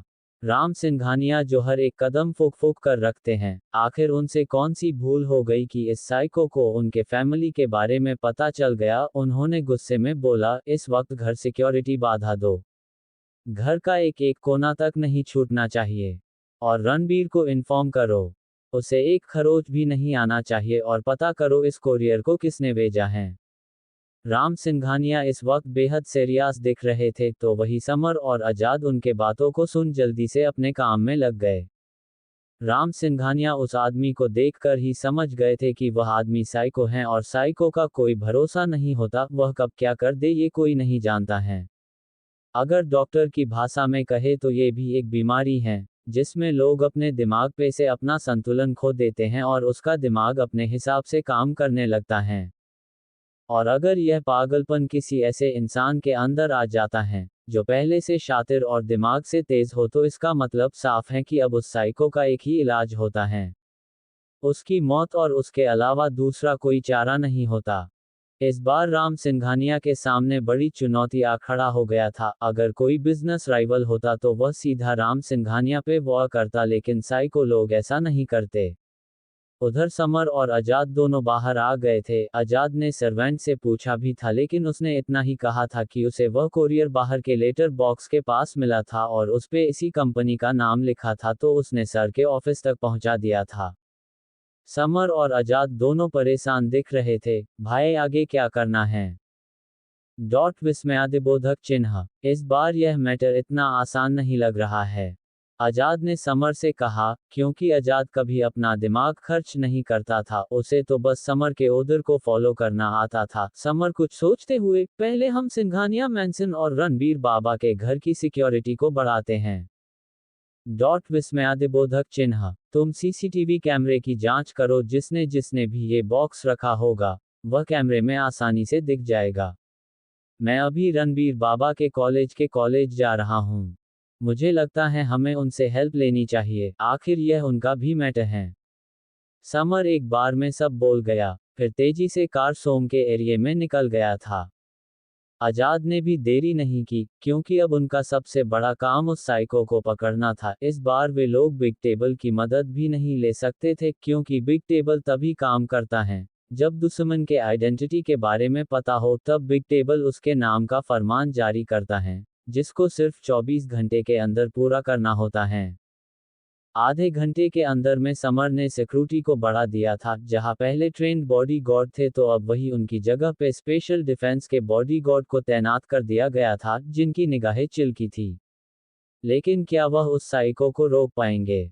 इस बार सामने वाला इनविजिबल था, जिसने अपना नाम मास्क मैन बताया था। उधर रणबीर कॉलेज के गेट पर आ पहुंचा था। बस फर्क इतना था कि अब वह साफ कपड़े पहनने लगा था। दरअसल वह कॉलेज तो अपने उन्हीं पुराने कपड़ों में आना चाह रहा था, लेकिन सनाया के गुस्से की वजह से उसे नए कपड़े पहनने पड़े थे। आखिर सनाया उसकी बीबी है, तो बात तो माननी ही थी।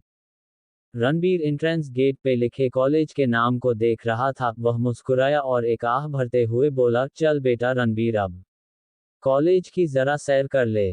कहते हुए रणबीर अंदर जाने लगा। मेन गेट से इंटर होते ही सबसे पहले रणबीर रमन के चमचों से टकराया।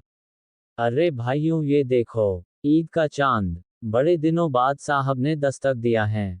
हटो हटो, साहब को अंदर जाने तो, उनमें से एक लड़के ने कहा और सबको साइड करते हुए रणबीर के लिए रास्ता बनाने लगा। रणबीर उन सबको इग्नोर कर आगे बढ़ने लगा, तभी उस लड़के ने उसे रोक दिया। सार्कास्टिक। अरे रुक तो फटीचर, आज बड़ा टिप टॉप दिख रहा है। ये कपड़े तुझे भीख में किसने दिए? हमसे मांग लेता। अरे इससे अच्छे कपड़े तुम्हें देते, मेरे पास इससे अच्छे कपड़े पड़े हुए हैं। एक काम कर, तू ना कल मेरे घर आ जा, कुछ कपड़े पड़े हुए हैं जो मैं तुम्हें दे दूंगा। उस लड़के ने व्यंग कसते हुए बोला और हंसने लगा। उसके कहते ही उसके साथी भी रणबीर के ऊपर हंसने लगे थे। आज पहला दिन था और रणबीर आज कोई तमाशा खड़ा नहीं करना चाहता था। वह शांत लहजे में बोला, देखो मेरे पास कपड़े हैं, और अगर इतने ही तुम्हें दान करने का सुख है तो उन्हें करो ना, जिन्हें इसकी जरूरत है। इतना कहते हुए रणबीर आगे जाने लगा, तभी उस लड़के ने रणबीर के पैर में अपने पैर फंसा दिए और जोर से रणबीर को पीछे से धक्का दे दिया था। रणबीर संभल नहीं पाया और धड़ाम की आवाज के साथ रणबीर नीचे जमीन पे जा गिरा। वह लड़का नीचे झुकते हुए घुटनों के बल आ गया था। देख रहा हूं, तेरे जुबान कुछ ज्यादा ही चल रहे हैं। कहीं ऐसा ना हो कि तेरा फर्स्ट डे आखिरी दिन में बदल जाए। समझा लंगूर? रणबीर का इस तरह से उस लड़के के मुंह पे बोलना उसे अच्छा नहीं लगा था, इसलिए उसने गुस्से में रणबीर को धक्का दे दिया था। रणबीर गुस्से में अपना हाथ झाड़ते हुए उठा और उस लड़के के कॉलर को पकड़ लिया। तुझे क्या मैं पागल दिखता हूं? शयन से मेरी बात सुन। मैं तुझे। रणबीर इतना ही बोला था, तभी उसे पीछे से किसी के चिल्लाने की आवाज आता है। क्या हो रहा है यहाँ? जैसे ही सबने ये आवाज सुना तो सब चौंक गए, क्योंकि उनके सामने कॉलेज के प्रिंसिपल खड़े थे, जो गुस्से में उन्हें ही घूर रहे थे। Sad tone. सर आप आ गए। देखिए तो, ये रणबीर मुझे जान से मारने पे तुला है। मैंने इससे पूछा कि तुम इतने दिन के कहाँ थे, तो इसने मेरे कॉलर को पकड़ लिया और मुझे धमकने लगा। कहते हुए लड़का उदास दिखने लगा था। हाल कुछ ऐसा था कि उस लड़के के आंखों से आंसू तक आ गए थे। उसके बगल में खड़ा लड़का, जिसका नाम कौशल था, वह उसका नाटक देख मन ही मन बोला, मान गए यार, क्या एक्टिंग की है, साला कितना बड़ा कमीना है। अगर एक्टिंग में इसे रेटिंग देनी हो तो मैं तो इसे 10 आउट ऑफ 10 दूंगा। उद्धरण चिन्ह। सामने खड़े प्रिंसिपल सर ने पहले ही रणबीर को उस लड़के का कॉलर को पकड़ते हुए देख चुके थे, और अब उन्हें सामने का नज़ारा देख यकीन भी हो गया था। वह रणबीर को गुस्से में घूरते हुए बोले, Ranbir, come to my office right now. And you Monit, तुम भी मेरे ऑफिस में आओगे अभी। उस लड़के का नाम मोनित था। प्रिंसिपल गुस्से में रणबीर को घूरते हुए वह से चले गए। उनके जाते ही मोनित और उसके साथियों ने रणबीर के ऊपर व्यंग भरे मुस्कान दिए। सब उसे लाचार नजरों से देख रहे थे। रणबीर गुस्से में वहां से प्रिंसिपल ऑफिस की तरफ चल दिया। करीब 5 मिनट बाद रणबीर और मोनित दोनों प्रिंसिपल ऑफिस में थे। दोनों एक दूसरे को गुस्से में घूर रहे थे और प्रिंसिपल उन्हें, रणबीर, क्या मैं जान सकता हूं कि तुमने मोनीत को क्यों मारा? क्या तुम्हें कॉलेज से रस्टिकेट होना है? प्रिंसिपल सर ने कहा, और रणबीर को घूरने लगे। उन्हें भी रणबीर बदला बदला सा लग रहा था। भले ही यह बात अलग है को प्रिंसिपल भी रणबीर को पसंद करते हैं, लेकिन आज उन्होंने अपनी आंखों से जो देखा, उसे देखने के बाद उन्हें अब रणबीर अलग सा लगने लगा था। एक दिल का कोना ये भी कह रहा था कि रणबीर बेकसूर हैं। होना हो यह मोनित ने ही किया होगा, या तो उसने रणबीर को उकसाया होगा या भी धमकाया होगा। लेकिन ये भी हम नहीं भूल सकते कि दिल के कहने या महसूस होने से कुछ नहीं होता, हर किसी को सबूत चाहिए होता है। और यह सबूत और आंखों देखा हाल ये था कि रणबीर को मोनित के ऊपर हाथ उठाते प्रिंसिपल ने देख लिया था। रणबीर क्या जवाब देता? वह जानता था कि प्रिंसिपल ने उसे देख लिया था मोनित के कॉलर को पकड़ते हुए। खैर, अगर वह कुछ थोड़ी देर पहले आ जाते तो शायद इस वक्त मोनित सजा भुगत रहा होता। सर, वो मैंने नहीं, इसने ही पहले मुझे उलझने की कोशिश कर रहा था, तो मैं क्या करता? रणबीर ने जब देखा कि प्रिंसिपल उसे ही गुस्से में घूर रहे हैं तो वह जल्दी से बोला और सर झुका लिया। वह अब आगे कोई बखेड़ा खड़ा नहीं करना चाह रहा था। जब रणबीर ने प्रिंसिपल को ये बताया तो मोनित कैसे शांत रहता? वह बोला, सर, यह मुझे फंसाने की कोशिश कर रहा है। आपने तो देखा था ना कि मैंने कुछ नहीं किया। मोनित भले ही जता नहीं रहा था, लेकिन उसके चेहरे पे जंग जीतने वाली मुस्कान थी। वह जानता था कि प्रिंसिपल उसका ही साथ देंगे, लेकिन हुआ उसका उलट। एंग्री, सूट अप, मोनित, मुझे तुम्हें बताने की जरूरत नहीं है कि कौन सही है और कौन गलत। वहां तो तुम्हारे दोस्त भी थे, तो फिर रणबीर ने तुम्हें कैसे मारा? ये तो वही बात हो गई कि एक अकेला शौ को मार गिराए। तुम सब इतने सारे थे और रणबीर अकेला। इससे साफ साफ समझा जा सकता है कि कौन किसको पीट रहा था और कौन किससे पीट रहा था। गुस्से में प्रिंसिपल दोनों पे भभक पड़े और फिर एक लंबी सांस भरते हुए आगे बोले, this is my last warning, both of you. Next time, I don't care, believe you, मैं भूल जाऊंगा कि तुम दोनों मेरे कॉलेज के स्टूडेंट हो। मैं तुम दोनों को कॉलेज से निकाल भी सकता हूं। अब तुम दोनों जा सकते हो। गो वे, प्रिंसिपल ने कहा, और उन्हें घूरने लगे, जैसे कह रहे थे, अब मेरा मुंह क्या देख रहे हो, जाओ मेरे ऑफिस से। उनके गुर्न मात्र से दोनों जल्दी से बाहर निकले गए थे। भला कौन प्रिंसिपल से उलझना चाहेगा? ऑफिस बाहर निकलते ही मोनीद ने तंज कसते हुए बोला, सार्कास्टिक, हूँ, वाह, रणबीर साहब, आज तो बच गए, लेकिन कब तक बचोगे? रणबीर जन मोनित को इग्नोर कर दिया था और उसकी तरफ बिना देखे ही जाने लगा। तब मोनित के तन बदन में जैसे आग लग गया था। उसे यह बेइज्जती की तरह लगने लगा और उसने आखिर में तंज कसते हुए रणबीर को बोल ही दिया। रणबीर का तो हमेशा का था, वह बिना वजह, बिना बात और बिना किसी मतलब के किसी से उलझता ही नहीं था। इधर मोनित ने कितने दिनों से किसी स्टूडेंट को बुली नहीं किया था, और जब वह गेट से रणबीर को अंदर आते देखा, तब वह रणबीर को परेशान करने चला आया था। आज रणबीर खुश था और वह रोहित, प्रशांत और प्रीतम से मिलना चाहता था। कितने दिनों से वह अपने दोस्तों से मिला था, इसलिए उसने पहले कॉलेज कैंपस में जाकर उन्हें ढूंढना सही समझा, और वह कैंपस की तरफ चल पड़ा था। उन्हें बिल्कुल भी मोनित पे या मोनीत के बातों पे ध्यान नहीं दिया। मोनित अंदर तक गुस्से में काम गया और मन ही मन दांत पीसते हुए बोला, देख लूंगा तुझे। तुमने मुझे मोनीत खन्ना को इग्नोर किया है, इसकी सजा तो तुम्हें भुगतना ही पड़ेगा। ये कहते हुए उसके आंखों में शैतानी चमक आ गई थी। रणबीर चलते हुए कॉलेज के कैंपस के पास पहुंचा ही था कि उसका फोन बजने लगा। उसने मोबाइल निकाला और स्क्रीन पे शो हो रहे नाम को देखा, जिसपे समर का नाम शो हो रहा था। बिना देर किए उसने कॉल रिसीव कर लिया। वार्तालाप। जी बोलिए समर भाई, मैं बोल रहा हूँ। उधर से घबराया सा आवाज आया। रणबीर बाबा, आप कहाँ हैं? प्रॉब्लम है, आप आ जाए, मैं कॉलेज के एंट्रेंस गेट पे कार में हूँ, रणबीर चिंतित होकर बोला। क्या हुआ समर भाई, कोई दिक्कत है? रणबीर ने कहा तो समर बोला, आप आइए तो मैं सब बताता हूँ। और आप अटेंडेंस की चिंता छोड़ दीजिए, उसको मैं देख लूंगा। समर ने कहा, तो रणबीर ओके बोलकर फोन रख दिया और एंट्रेंस गेट की तरफ चल दिया। रणबीर का नया घर। सनाया बैठी बैठी बोर हो गई थी। वह कभी टीवी देखती तो कभी गेम खेलती तो कभी कुछ और करती। कुल मिलाकर कहे तो वह बोर हो गई थी। वह रणबीर को बहुत बहुत बहुत ज्यादा ही मिस कर रही थी। अगर रणबीर उसके सामने होता तो उसे कसकर गले से लगा और कभी छोड़ती ही ना।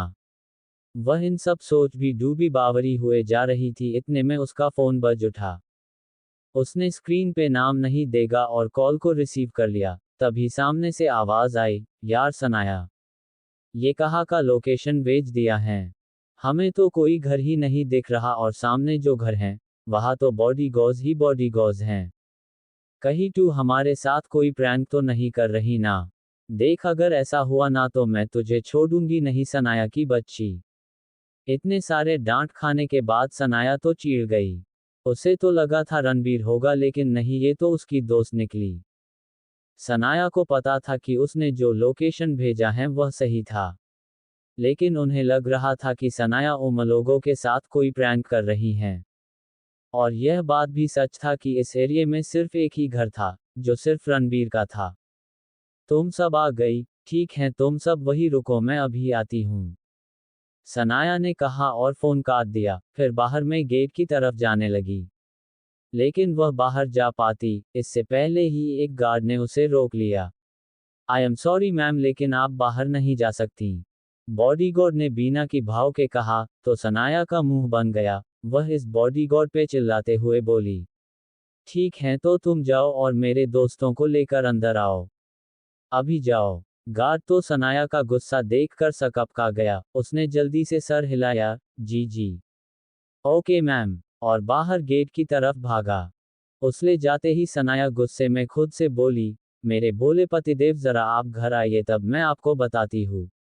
आपने मेरे बाहर जाने पे बैन लगाया है, आपको तो छोड़ूंगी नहीं। उसके नाक गुस्से में फूल गए, जिस वजह से वह बेहद क्यूट लग रही थी। लेकिन उसे क्या पता था कि गार्ड को यहाँ तैनात रणबीर में नहीं, बल्कि राम सिंघानिया ने करवाया था। कार में बैठा रणबीर सामने चल रहे वीडियो को बिना किसी भाव को देख रहा था। उसकी मुट्ठी गुस्से में कसती जा रही थी। ये वही वीडियो था जो उस साइको ने राम सिंघानिया को भेजा था। और साथ साथ समर सारी सिचुएशन भी एक्सप्लेन करता जा रहा था। और जब वीडियो खत्म हुआ तो रणबीर ने समर को बिना किसी भाव के बोला, तो अब तक आप लोगों में उस पे क्या एक्शन लिए? रणबीर ने कहा तो समर शांत लहजे में जवाब देते हुए बोला, रणबीर बाबा, हमने सीसीटीवी कैमरे की जांच के लिए आज़ाद को बोल दिया है। जब तक हम ऑफिस पहुंचेंगे तब तक समर इस आदमी को पकड़ चुका होगा, और दूसरा ये कि हमने आपके घर और सिंघानिया मैंसन की सिक्योरिटी को बढ़ा दिया है। रणबीर को शांत चेहरा खतरनाक वाइब्स दे रहा था। वह कुछ सोचते हुए समर से बोला, नहीं, आप लोग गलत हैं, इन सब से कोई फायदा नहीं होने वाला। जहां तक मैंने साइकोपैथ लोगों के बारे में जाना है, उन लोगों के काम करने का तरीका बिल्कुल अलग होता है। और पहला ये कि कैमरे की जांच से कुछ पता चल सके, इसकी मुझे उम्मीद नहीं है, और दूसरा ये कि सिक्योरिटी बढ़ाने से कोई फायदा नहीं है। रणबीर ने ये कहा तो समर चौंक गया। उसे इसकी बिल्कुल भी उम्मीद नहीं थी कि रणबीर इतनी आसानी से उसके इतने मेहनत से किए गए काम को बेकार ठहरा देगा। शॉक्ड, आप कैसे कह सकते हैं रणबीर बाबा? हो सकता है मैं सही हूँ और वह आदमी पकड़ा जाए। रणबीर मुस्कुरा दिया और पीछे सीट पे टेक लगाकर आंखें बंद कर लिया। ये तो हमें ऑफिस चलकर ही पता चलेगा। रणबीर बिल्कुल शांत था, उसके कहे गए शब्दों में कुछ ना कुछ अर्थ छुपा हुआ था, जिसे समर समझ पा रहा था। गाड़ी तेज रफ्तार में चल रही थी। रणबीर में आंखें मूंद ली थी, शायद वह खुद को नॉर्मल करने की कोशिश कर रहा था। करीब 37 मिनट के बाद कार ऑफिस के सोम एरिया में आकर रुकी। रणबीर और समर दोनों कार से निकले और प्राइवेट लिफ्ट के सहारे 6 स्टोन फ्लो के बने रूम में जाने लगे, जो इसी तरह के कामों को निपटाने के लिए बनाया गया था। रूम साउंड प्रूफ था और उस रूम में जाने का रास्ता सिर्फ प्राइवेट लिफ्ट से होकर ही जाता था, जिस वजह से बाहर के लोगों और एम्प्लॉयज को लगता था कि यह ऑफिस सिर्फ 10 फ्लो का ही है, लेकिन असल में ये 11 फ्लो का था। फ्लो 6 में जाने के लिए लिफ्ट के बटन नंबर 6 को थोड़ी देर प्रेस किए रहना पड़ता था। आम भाषा में आप हिडन फ्लो भी कह सकते हैं, जिसके बारे में कुछ लोग ही जानते थे। दोनों जब 6 स्टोन फ्लो में पहुंचे तो उन्हें सामने ही बैठा आजाद दिख गया। उसने अपना सर पकड़ रखा था, जिसे देख वह कितना परेशान होगा, इसका अंदाजा लगाया जा सकता था। जब सामने लगे बड़े से सोफे पे रणबीर बैठा तब जाकर आजाद होश में आया। तभी समर के आवाज ने उसे चौंका दिया। क्या हुआ? कोरियर वाला आदमी पकड़ा गया, समर ने कहा तो रणबीर हाँ में सिर हिला देता है और सामने इशारा कर देता है। उसके इशारा करते ही समर और रणबीर दोनों उस ओर देखते हैं, और जैसे ही उन दोनों की नजर वहां जाती है तो दोनों चौंक जाते हैं। समर शॉक्ड होकर बोला, व्हाट? क्या मजाक है ये? रणबीर के भाव भी चेंज हुए थे, लेकिन जैसे ही उसे कुछ समझ आया तो वह हंसने लगा। सामने एक बूढ़ा आदमी बैठा था और वह अंधा था, और दूसरी बात यह कि वह बोल भी नहीं सकता था। रणबीर जानता था कि कुछ ऐसा ही होने वाला है, और उसे ये सब सोचकर हंसने लगा था। वह समझ गया था कि इस बार हमारा पाला किसी ऐसे पागल से हुआ है, जो साइको के साथ साथ इंटेलिजेंट भी हैं।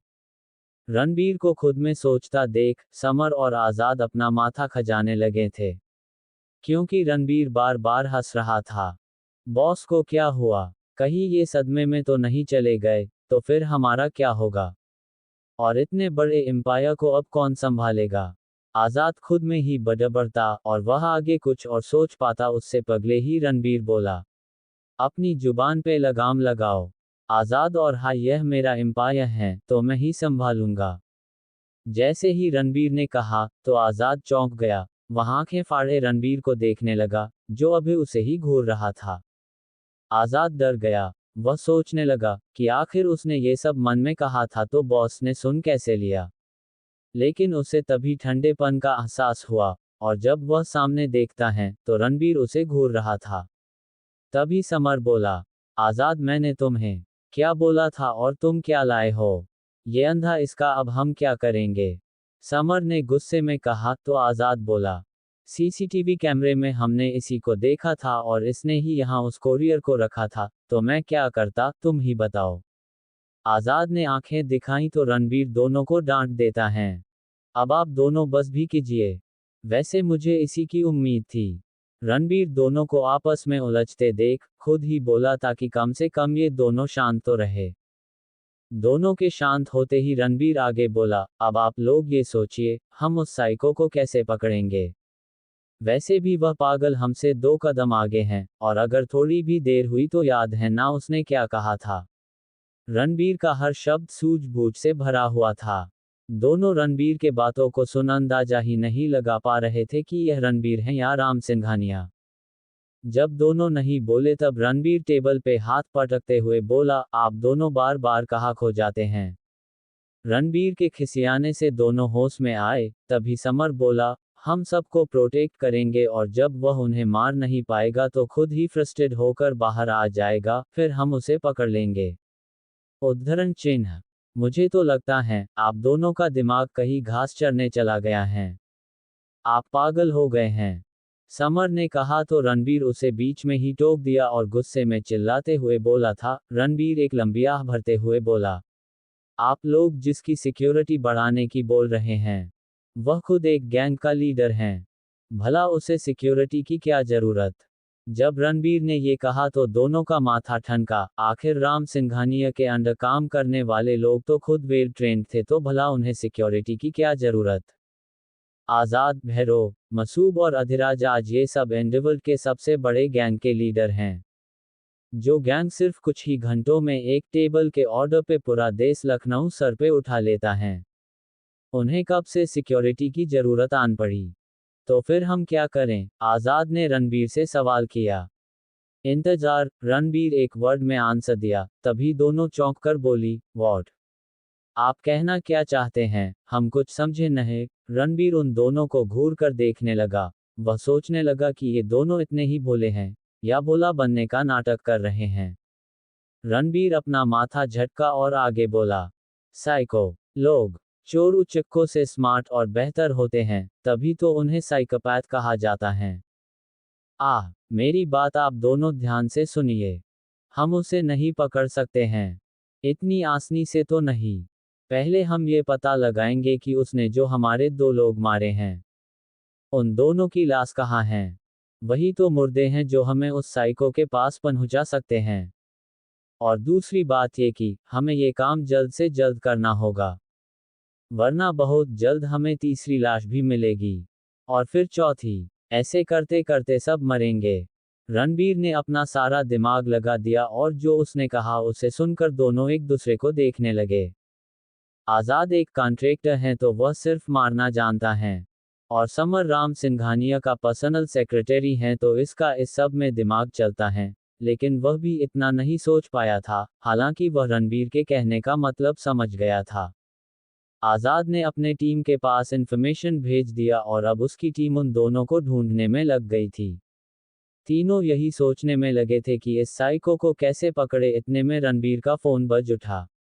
रणबीर खुद में ऐसा खोया था, वह बिना देखे हो फोन को रिसीव कर लिया, लेकिन अगले ही पल उसके भाव एकदम से बदलने लगे। आप मुझे बताएंगे इस वक्त आप कहाँ हैं? ये सनाया थी, उसके ये सब गुस्से में कहा था। रणबीर चौंकते हुए बोला, क्या हुआ जान, अब मैंने क्या कर दिया, जो तुम मुझ डांट रही हो? अभी मैं कुछ नहीं बता सकती, आप बस अभी के अभी घर आइए। अभी? लेकिन अभी कैसे? तभी सनाया उसके बातों को बीच में ही काटते हुए बोली, मैं कुछ नहीं जानती, बस आप आए रहे हैं तो आ रहे हैं। अभी के सभी। अगर आप आधे घंटे में नहीं आए ना तो देख लेना मैं आपसे बात नहीं करने वाली। सनाया की धमकी को सुनाकर रणबीर चौंक गया। तभी उसे 2 लोगों की हंसने की आवाज आई। आजाद और समर दोनों एक दूसरे को देखकर हंस रहे थे।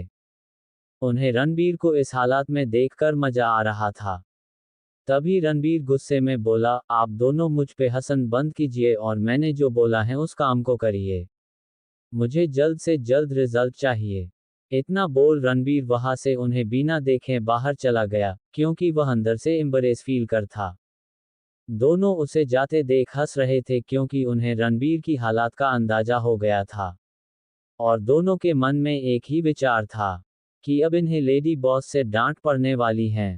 तभी आजाद आंखों में चमक लिए बोला, क्या बोलते हो पार्टनर? क्या हम छुप कर चले देखने की बॉस कैसे डांट खाते हैं? तभी समर उसे आंख दिखाते हुए बोला, पागल मत बन, मैं नहीं जाने वाला। जब समर नहीं माना तो आजाद खींसियाते हुए बोला, क्या हो गया है यार तुझे?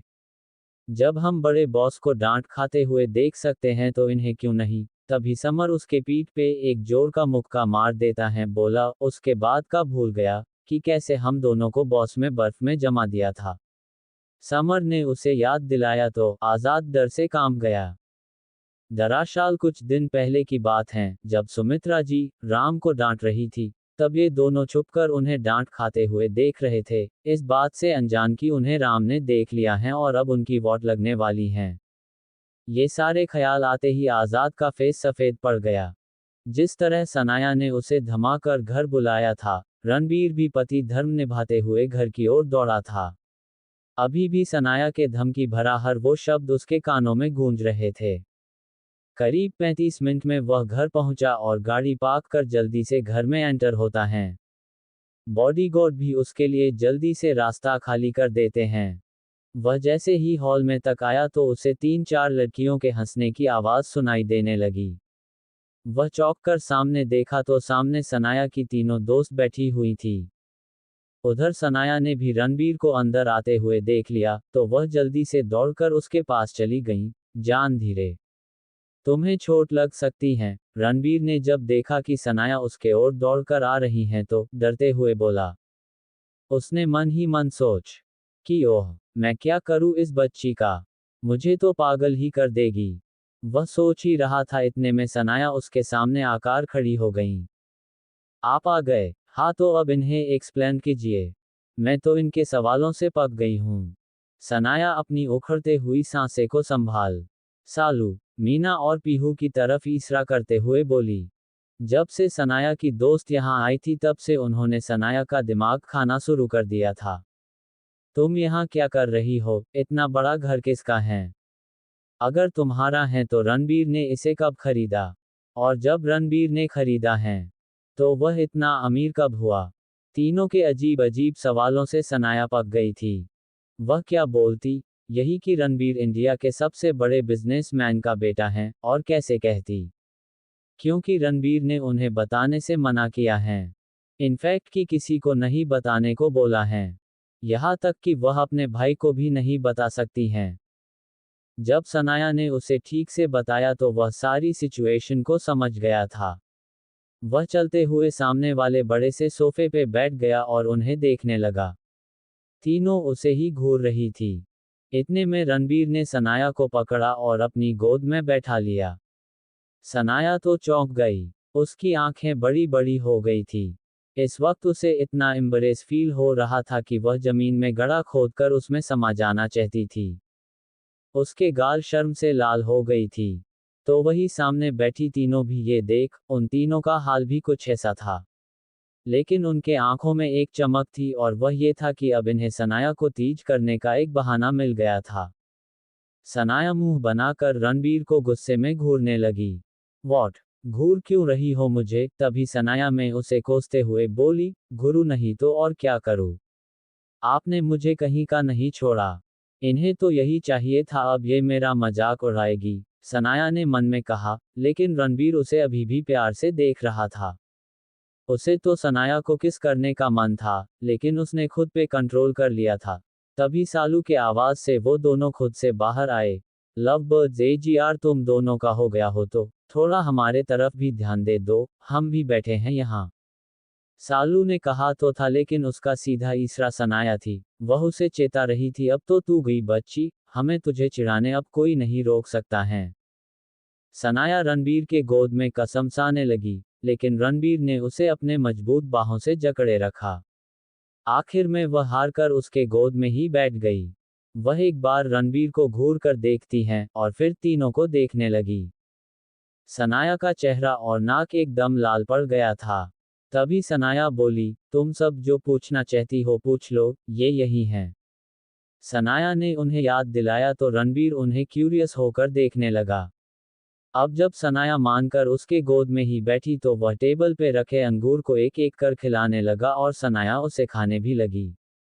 इधर सामने बैठी तीनों ने अपना माथा पीट लिया और उन्हें इग्नोर करते हुए पीहू रणबीर से एक ही बार में सारे सवाल कर देती हैं, जीजू, आपने ये घर कब खरीदा और आप इतने अमीर कब हुए? रणबीर ने जब पीहू के मुंह से खुद के लिए जीजू शब्द सुना तो उसका तो मन किया कि इसी वक्त पीहू को ये घर गिफ्ट कर दे। सांस ले लो, तुम साली साहिबा, रणबीर ने लास्ट वाले शब्दों पे जोर देते हुए बोला और फिर आगे बोला, तुम्हारे सवाली का जवाब ये है कि अब मेरी एक वाइफ है तो मुझे कुछ तो काम करना था ना, इसलिए मैंने आर्स कॉर्पोरेशन में जॉब पकड़ लिया है। सैलरी अच्छा मिल रहा है तो मैंने ये घर रेंट पे ले लिया। रणबीर ने हंसते हुए एक सपन किया तो पीहू झट से बोली, तो फिर वो गार्ड्स, वो भी उतने सारे? अब ये तो मैं भी जानती हूँ कि कोई भी कंपनी इतनी रुपए तो नहीं ही देगी जो तुमने इतने सारे गार्ड्स रखे हैं। पीहू को बाहर का वो सारा नज़ारा याद आ गया था। बाहर इतने सारे गार्ड्स थे कि अगर उन सब की सैलरी को काउंट करे तो एक अच्छा सा घर खरीद ले। उसे ये सब याद आते ही रणबीर से पूछ लिया था, जिस पे रणबीर ने उन्हें हंसते हुए जवाब दिया, ओ अच्छा, वो गार्ड्स, वो तो इस घर वाले की तरफ से हैं। इसमें मैं कुछ नहीं सकता हूँ। अगर इसके बारे में तुम्हें जानना हो तो तुम इस घर के मालिक से बात करो। उसने इसके बारे में मुझे भी कुछ नहीं बताया है। रणबीर बड़े ही आसानी से उन तीनों को अपने बातों के जाल में फंसा दिया था। सनाया तो मन ही मन रणबीर के तारीफ किए जा रही थी। उसे तो रणबीर उसका मसीहा दिख रहा था। इतने में रणबीर ने एक अंगूर उठाकर उसे खिला दिया और सनाया का सोचना सब बंद हो गया। वो तीनों तो शाम तक जाने वाली थी, तभी रणबीर उन्हें देखकर बोला, तुम सब यही बैठो, तब तक जरा मैं अपनी वाइफ से कुछ बातें करके आता हूँ। इतना बोल उसने सनाया को अपने गोद में उठा लिया और उसे कमरे में ले जाने लगा। आप कहाँ ले जा रहे हैं मुझे? प्लीज नीचे उठाए ना, सब देख रहे हैं। सनाया शर्म से बोझिल पलकों को झपकाते हुए बोली। तभी रणबीर अपने सेडक्टिव वॉइस में बोला, शुश, शांत जान, पहले चालू तो फिर बताता हूँ। इतना बोल उसने सनाया के कान में फूंक मारा तो सनाया अंदर तक सिहर उठी। उसका तो बुरा हाल हुए जा रहा था, दिल किसी रोलर कोस्टर के रफ्तार में भागे जा रहा था। रणबीर ने सनाया को घर के अंदर ले आया और उसे बेड पे ले जाकर सुला दिया। सनाया कुछ रिएक्ट कर पाती उससे पहले ही रणबीर उसके ऊपर आ गया और उसके दोनों हाथों को पकड़ लिया और उसे किस करने लगा। सनाया इस अचानक हमले से एकदम से चौंक गई, अपनी बड़ी बड़ी आंखों से रणबीर को ही देख रही थी। जब सनाया ने उसके आंखों में झांका तो उसे खुद के लिए शिद्दत वाला प्यार नजर आया, और यह सब सोचते ही वह पिघलने सी लगी। फिर उसके खुद को ढीला छोड़ दिया और रणबीर का साथ देने लगी। सनाया को किस करना नहीं आता था, लेकिन रणबीर पागलों की तरह उसके होठों को चूमे जा रहा था।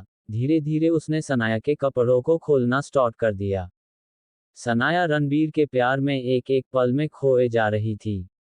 रणबीर अपना कंट्रोल खोता जा रहा था। सनाया के नाजुक होठ रणबीर के सख्त होठों के गिरफ्त में थे। रणबीर इतनी शिद्दत से उसे चूमे जा रहा था कि सनाया उसमें खोने से लगी थी। कुछ मिनटों में जब रणबीर ने उसके होठों को आजाद किया तो सनाया के होठ सूज गए थे। अपनी जान के होठ पे एक लाइट किस कर उसे छोड़ देता है और फिर उसे ठीक करने लगता है। सनाया अभी भी रणबीर को फील कर रही थी। सनाया के जो कपड़े अस्त व्यस्त थे रणबीर उसे ठीक कर देता है और फिर उसके बगल में लेट जाता है और उसके सर को अपने सीने पे रख लेता है। विफाई, रणबीर धीरे से बोला। तभी सनाया बोली, हुन, उद्धरण चिन्ह। तभी रणबीर आंखें बंद कर लेता है और खुद पे कंट्रोल कसते हुए बोला, जान अब मैं खुद को और नहीं रोक सकता। अब मैं तुम्हें हर तरह से अपना बना लेना चाहता हूँ। रणबीर ने कहा तो सनाया शर्म से उसके सीने छिपने लगी, क्योंकि वह रणबीर के कहने का मतलब समझ रही थी। रणबीर सनाया के परमिशन के बिना कुछ नहीं करना चाहता था। सनाया ने कुछ नहीं कहा, वह बस उसके सीने में अपना सर छुपाए हुए थी। रणबीर उससे परमिशन चाह रहा था, इसलिए वह आगे बोला, जान क्या हुआ? हालांकि रणबीर सनाया के शर्म से ही भाप गया था कि सनाया की हाँ है, लेकिन वह फिर भी उसके मुंह से सुनना चाह रहा था। तभी रणबीर फिर बोला, तो मैं तुम्हारी ना समझूं।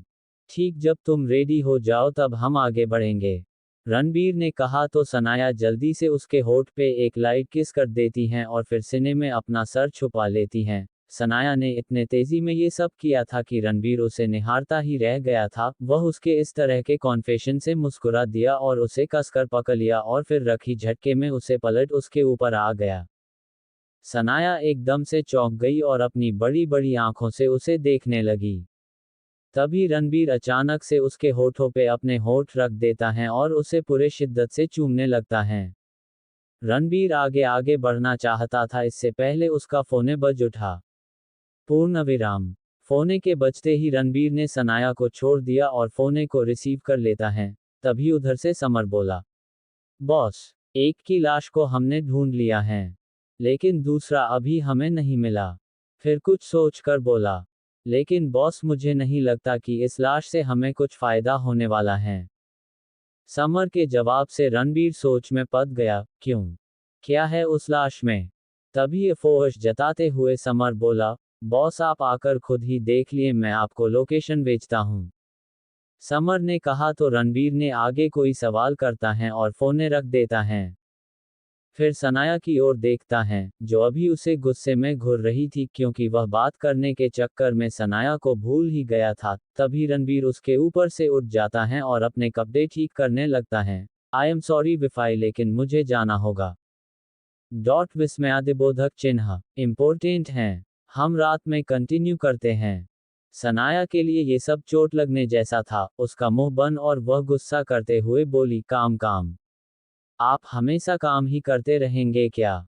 जाइए, मुझे अब आपसे बात नहीं करनी। सनाया का गुस्सा और फुले हुए गालों को देख मुस्कुराने लगा और फिर उसे छेड़ते हुए बोला, क्या तुम चाहती हो मैं अभी रुक जाऊं और हम आगे वो करें? बोलो, तुम बोलोगी तो रुक जाऊंगा, रणबीर ने कहा और एक आंख विंक कर दिया। रणबीर के ऐसा करने से जो अब तक सन्या रणबीर से गुस्सा थी, अब उसका गुस्सा छू मंतर हो गया था और अब वह शर्म के मारे बिस्तर में गाड़ी जा रही थी। अब उसे रणबीर के कहने का मतलब समझ आने लगा था। वह जल्दी से उठकर वॉशरूम में भाग जाती हैं और दरवाजे को बंद करते हुए कहती हैं, आप जाए ना, आपको काम था ना।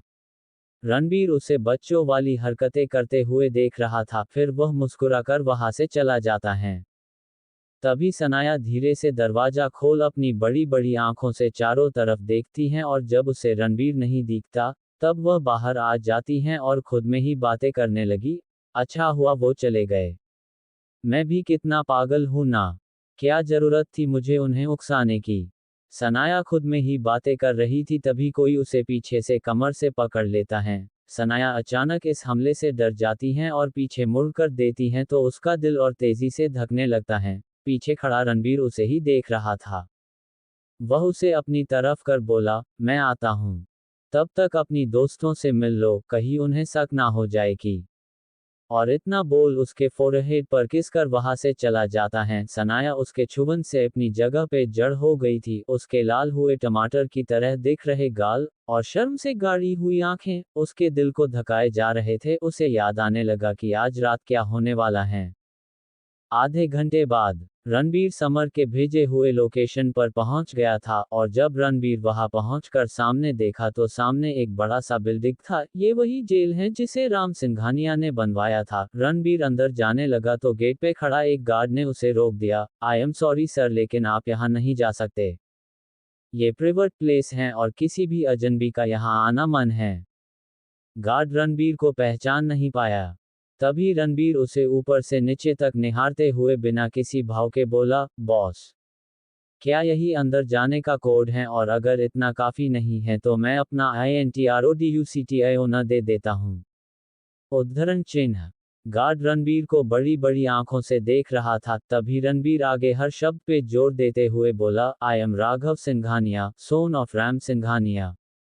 रणबीर के कहने मात्र से उस गार्ड की हालत खराब होने लगा था, उसके पसीने छूटने लगे। वह डरते हुए कांपते होठों से बोला, ब बॉस। जैसे ही उस गार्ड ने कहा तो सबकी निगाहें रणबीर पे टिका। आज पहली बार सब अपने नए बॉस को देख रहे थे। रणबीर का प्रेजेंस ही सबको डराने के लिए काफी था। उन सबको रणबीर राम सिंघानिया से भी ज्यादा खतरनाक दिख रहा था। गार्ड जल्दी से हटकर रणबीर के लिए रास्ता छोड़ देता है। रणबीर उसे एक बार घूरता है और फिर अंदर चला जाता। रणबीर के जीते के टक टक की आवाज से सबका दिल बैठा जा रहा था। सबके सामने से उन सबका बॉस गुजर रहा था। वह चलता हुआ हॉल में आ गया, जहां समर और आजाद पहले से ही रणबीर का इंतजार कर रहे थे। रणबीर के आते हैं दोनों सीधे खड़े हो गए। रणबीर उनके सामने कदा हो गया और कठोर वॉइस में बोला, कहाँ है लाश? रणबीर के इतने कहने भर से आसपास का माहौल थम सा गया था। आज पहली बार समर और आजाद रणबीर का नया रूप देख रहे थे, जो किसी तरह से भी पहले वाले रणबीर की तरह नहीं दिखाई दे रहा। आज उनके सामने एक अलग ही रणबीर था। समर ने कुछ नहीं कहा, क्योंकि अब वह भी रणबीर के इस नए अंदाज से डर गया था। वह आगे एक सफेद कपड़े से ढके लाश की तरफ इशारा कर देता है। समर के इशारा पाते ही रणबीर बगल में खड़े गार्ड को घूरता है। गार्ड रणबीर के इशारे को समझते हुए जल्दी से उस लाश के ऊपर से सफेद कपड़ा हटा देता है। गार्ड के कपड़ा हटाते ही रणबीर की आंखें बड़ी हो जाती हैं, लेकिन उसने अपने माथे पे एक सेकंड तक नहीं आने दिया और ना ही कोई रिएक्ट किया। सामने रखा हुआ लाश को देख कोई भी डर जाए। उस लाश की आंखें नहीं थी, उसके सर पे एक भी बाल नहीं थे और पूरे शरीर पे से चमड़े को नोच दिया गया है। जिस तरह किसी बकरे को हलाल करने के बाद उसके खाल को नोच लिया जाता था, उसी तरह सामने पड़े लाश के ऊपर से खाल को नोच दिया गया था। ये काम कोई साइको ही कर सकता है। इतनी बेरहमी से कोई भी किसी को मार नहीं पाता, जिस तरह से उस साइको ने उस लाश के साथ किया था। रणबीर उस लाश को देख ही रहा था, तभी समर एक्सप्लेन करते हुए उस लाश के बारे में बताने लगा। बॉस, ये हमारे लिए खुफिया तौर पे काम करता था। ये कैसे पकड़ा गया ये हम नहीं जानते, लेकिन जब इसके लाश को हमने ढूंढा था तब ये तड़प रहा था। मुझे लगता है इसके शरीर पे से चमड़े को इसके होश में रहते ही निकाला गया है, और जब इसके साथ ये सब किया जा रहा था तब ये होश में था। लेकिन मैं ये समझ पा रहा हूं कि इसके साथ इतनी जास्ती करने की जरूरत क्या थी। तभी रणबीर बिना भाव के बोला, साइको ऐसे ही काम करते हैं। इसके शरीर से चमड़ा हटाने का एक ही मतलब बनता है कि वह फिंगरप्रिंट हटाना चाह रहा था, पर उस गधे ने यही गलती कर दी। खैर कोई बात नहीं, पता करो आसपास के मेंटल हॉस्पिटल में कि क्या कोई साइको भागा है जिसे दूसरों से एलर्जी था या फिर दूसरे आदमी के टच से प्रॉब्लम। रॉकी ने जिस तरह उस साइको के बारे में एक्सप्लेन किया था, समर और आजाद कुछ समझ नहीं पाए थे। आजाद सवालिया नजरों से रणबीर को देख बोला, लेकिन बॉस, इससे हमें क्या फायदा होगा? आजाद के सवाल पे रणबीर ने अपना तर्क रखते हुए कहता है, अपना ही फायदा है। क्योंकि उस साइको के पास दिमाग तो है, लेकिन वह अपनी आदतों को कैसे बदलेगा? उसे पता है सिर्फ कुछ लिक्विड से इसके ऊपर से सारे निशान मिटाया जा सकता है। वह किसी भी मार्केट से लिक्विड खरीद सकता था जो आसानी से मिल भी जाता, लेकिन नहीं, उसे ऐसा करना था क्योंकि वह दिमागी तौर पे मरीज हैं। और क्रिमिनल तब करते हैं जब उन्हें सामने वाले से नफरत हो या फिर उसके काम करने का सिंबल। बहुत से साइको अपने सिंबल रखते हैं। जैसे 1950 के आसपास का एक साइको लोगों को मारकर उसके हाथ काट लिया करता था, और उसके बाद वाला साइको वह लोगों को मारकर उनके दिल को निकाल लिया करता था। रणबीर के कहने के बाद समर और आजाद उस लाश को लाचार नजरों से देखने लगे। अब उन्हें उस मरे हुए आदमी पे दया आ रहा था। कितना दर्द झेला हो गया उसने, उसकी चीखें कितनी गूंजी होगी। हालांकि राम सिंघानिया भी बेरहम ही हैं, उनके काम करने का तरीका भी कुछ ऐसा ही होता है, लेकिन वह तो सर उन्हें सजा देते हैं जो उन्हें धोखा देते हैं। उसके दिमाग में बस यही चल रहा था कि अब हर हाल में इस साइको को पकड़ना होगा। समर और आजाद दोनों चाह रहे थे कि साइको जल्द से जल्द पकड़ा जाए, और उसके दोनों अपनी जान तक की बाजी लगाने के लिए तैयार थे, क्योंकि वे दोनों खुद के लिए नहीं बल्कि राम सिंघानिया के लिए फिक्रमंद थे। राम सिंघानिया या उनके परिवार पे एक खरोच भी आ जाए तो दोनों बर्दाश्त नहीं कर पाएंगे। शायद इन दोनों का विश्वास ही आज इन्हें राम सिंघानिया के इतने करीब रखे हुए हैं। बिजनेस में सबसे इम्पोर्टेंट होता है भरोसा, जो एक मालिक को अपने काम कर रहे एम्प्लॉयज पे होना चाहिए, भरोसा जो एक एम्प्लॉय को अपने मालिक रखना चाहिए। फिर तो बिजनेस को ऊंचाइयां छूने में वक्त कहाँ लगता है। रणबीर के बताए गए काम को करने के लिए आजाद निकल गया था, क्योंकि किसी खुफिया और छुपाए गए जानकारी को निकालने के लिए आजाद ही सही हैं। वो कहते हैं शाम, दाम, दंड और वैद। इसका तो यही मतलब बनता है ना, कि जो प्यार से समझे उसे प्यार से समझाओ, और जो लातों से समझे उसे लातों जूतों से समझाओ। और रही बात आजाद की, तो वह खुद एक गैंग का लीडर है जिसे हर कोई देखते हैं डर से पानी मांगने लगता है। यही तो खूबी है एक शरीफ और एक गुंडे में। समर तो बस एक कॉल किया और पिछले 10 साल से मिसिंग साइकोपाथ लोगों के रिपोर्ट अब उसके लैपटॉप पे थे। रणबीर ने उसे यह काम खुद करने के लिए बोला, और समर भी रणबीर ने जैसे बताया था उस साइको के बारे में लैपटॉप पे आए डिटेल्स से मैच करने लगा। ये सारे काम करते करते शाम हो चला था, तो रणबीर ने ये काम समर को घर से करने को बोला और खुद भी घर के लिए निकल गया। सनाया के साथ थोड़ी देर मस्ती मजाक करने के बाद सालू, मीना और पेहू अपने घर के लिए निकल गई थी। उधर रणबीर घर के लिए निकला ही था कि इतने में उसका फोन बज उठा, और जब रणबीर ने स्क्रीन पे कॉल करने वाले का नाम देखा तो उसके पसीने छूटने लगे, क्योंकि कॉल सुमित्रा जी ने किया था। 2 महीने से रणबीर का कॉल नहीं लग रहा था और जब भी सुमित्रा जी इसके बारे में राम से पूछती तो वे बस बात को टाल देते कि रणबीर आउट ऑफ इंडिया हैं और उसका मोबाइल बंद होगा। खैर ये कहने की बातें हैं, क्योंकि आजकल इंटरनेशनल कॉल की सुविधा उपलब्ध हैं। और यह बात अर्चना ने सुमित्रा जी को बता दिया था। सुमित्रा जी जानती थी कि ये बाप बेटे मिलकर कोई खिचड़ी पका रहे हैं, इसलिए वह कुछ नहीं बोली थी, क्योंकि उन्हें रणबीर के आने का इंतजार था। रणबीर डरते हुए कॉल को रिसीव कर लिया, और वह कुछ सफाई देता इससे पहले ही सुमित्रा जी के गुस्से से भरी टोन सुने दी। कहाँ है तू और तेरा फोन क्यों बंद बता रहा है? उद्धरण चिन्ह। मोम वो मैं, मेरा फोन टूट गया था। रणबीर ने जैसे ही ये कहा तो सुमित्रा जी की आंखें बड़ी बड़ी हो गई और सामने बैठे आदमी को गुस्से में घूरने लगी। चोरी पकड़ी गई थी, वह फिर शक टोन में बोली, अभी के अभी घर आ, मुझे आधे घंटे में तू मुझे मेरे सामने चाहिए। और इतना बोल उन्होंने कॉल रख दिया। माँ, रणबीर चिल्लाया, लेकिन कॉल उसके मुंह पे ही कैट गया। वह मन महसूस कर रह गया, क्योंकि वह सनाया के साथ क्वालिटी टाइम स्पेंड करना चाहता, लेकिन अब सुमित्रा जी के कॉल करने और उसका सारा प्लान धरा का धरा ही रह गया था। उधर सुमित्रा जी सामने बैठे शख्स को गुस्से में घूर रही थी और गुस्से में बोल, आपने मुझसे झूठ कहा कि रणबीर आउट ऑफ इंडिया गया हुआ है। सामने बैठा शख्स और कोई नहीं बल्कि राम ही थे। अर्चना थोड़ी दूर टेबल पे बैठी अपने डैड को डांट खाते हुए सुन और देख रही थी। राम कुछ नहीं बोल पाए। उन्हें क्या पता था कि रणबीर अपनी माँ को कोई और रीजन बताएगा। कुछ देर हुए थे कि रणबीर घर आ गया और जब उसने आते ही अपने डैड को डांट खाते देखा, तो धीरे धीरे कर पीछे जाने लगा। वह भाग रहा था कि इतने में अर्चना ने देख लिया। मामा, देखो, भाई भाग रहे हैं, पकड़ो उन्हें। अर्चना का इतना ही कहना था कि सुमित्रा जी ने भी उसे देख लिया और रणबीर के पैर वही रुक गए। राम ने भी उसे देखा और मन ही मन बोले, ये रायता तुमने ही फैलाया है और तुम ही भाग रहे हो। तुम्हारे वजह से बीवी से डांट खाना पड़ रहा है। और ये सोचते ही वे मुस्कुरा उठे, क्योंकि अब डांट खाने वाले वे अकेले नहीं रहे, अब दोनों मिलकर डांट खाएंगे। भाग कहाँ रहा है? अगर एक कदम भी बढ़ाया तो तेरी टांगे तोड़ दूंगी। सुमित्रा जी के धमकी से रणबीर जब गया, उसे तो पहले से ही अपनी माँ से डर लगता था। तभी सुमित्रा जी आकर उसके कान पकड़ लेती हैं और कस के मारोड़ देती हैं। रणबीर दर्द से करा उठा, मामा प्लीज कान छोड़ दो, डर हो रहा है। तभी सुमित्रा जी बोली, नहीं तू इसी लायक है। नालायक, तुझे पता है मैं कितना डर गई थी। मैं 1 महीने से सोई नहीं हूँ। और तू है कि तुझे अपनी माँ की बिल्कुल भी फिक्र नहीं है, कहा था इतने दिन से। माहौल एकदम से बदल गया। थोड़ी देर पहले जो सब हंस रहे थे, सुमित्रा जी के इतना कह भर मात्र से अब सब एकदम शांत हो गए थे।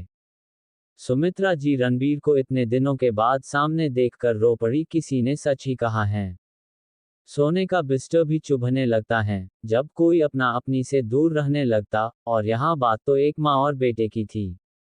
राम तो सुमित्रा जी में ही खो गए थे और अब उनका भी दिल रोने जैसे हो गया था। इतने दिन साथ सोते रहे, लेकिन एक बार भी यह नहीं जान सके कि उनकी पत्नी किस हाल में है। उन्हें खुद में गुस्सा और शर्म दोनों आने लगा था।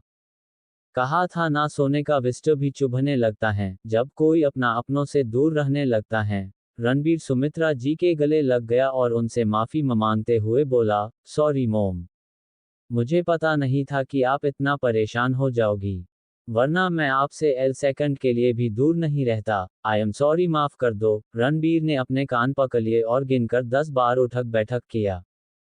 1, 2.3, माफ कर दो, 4, 5, 6, 7, प्लीज, 8.9, 10, अब तो माफ कर दो माँ, देखो मैंने अब माफी भी मांग ली।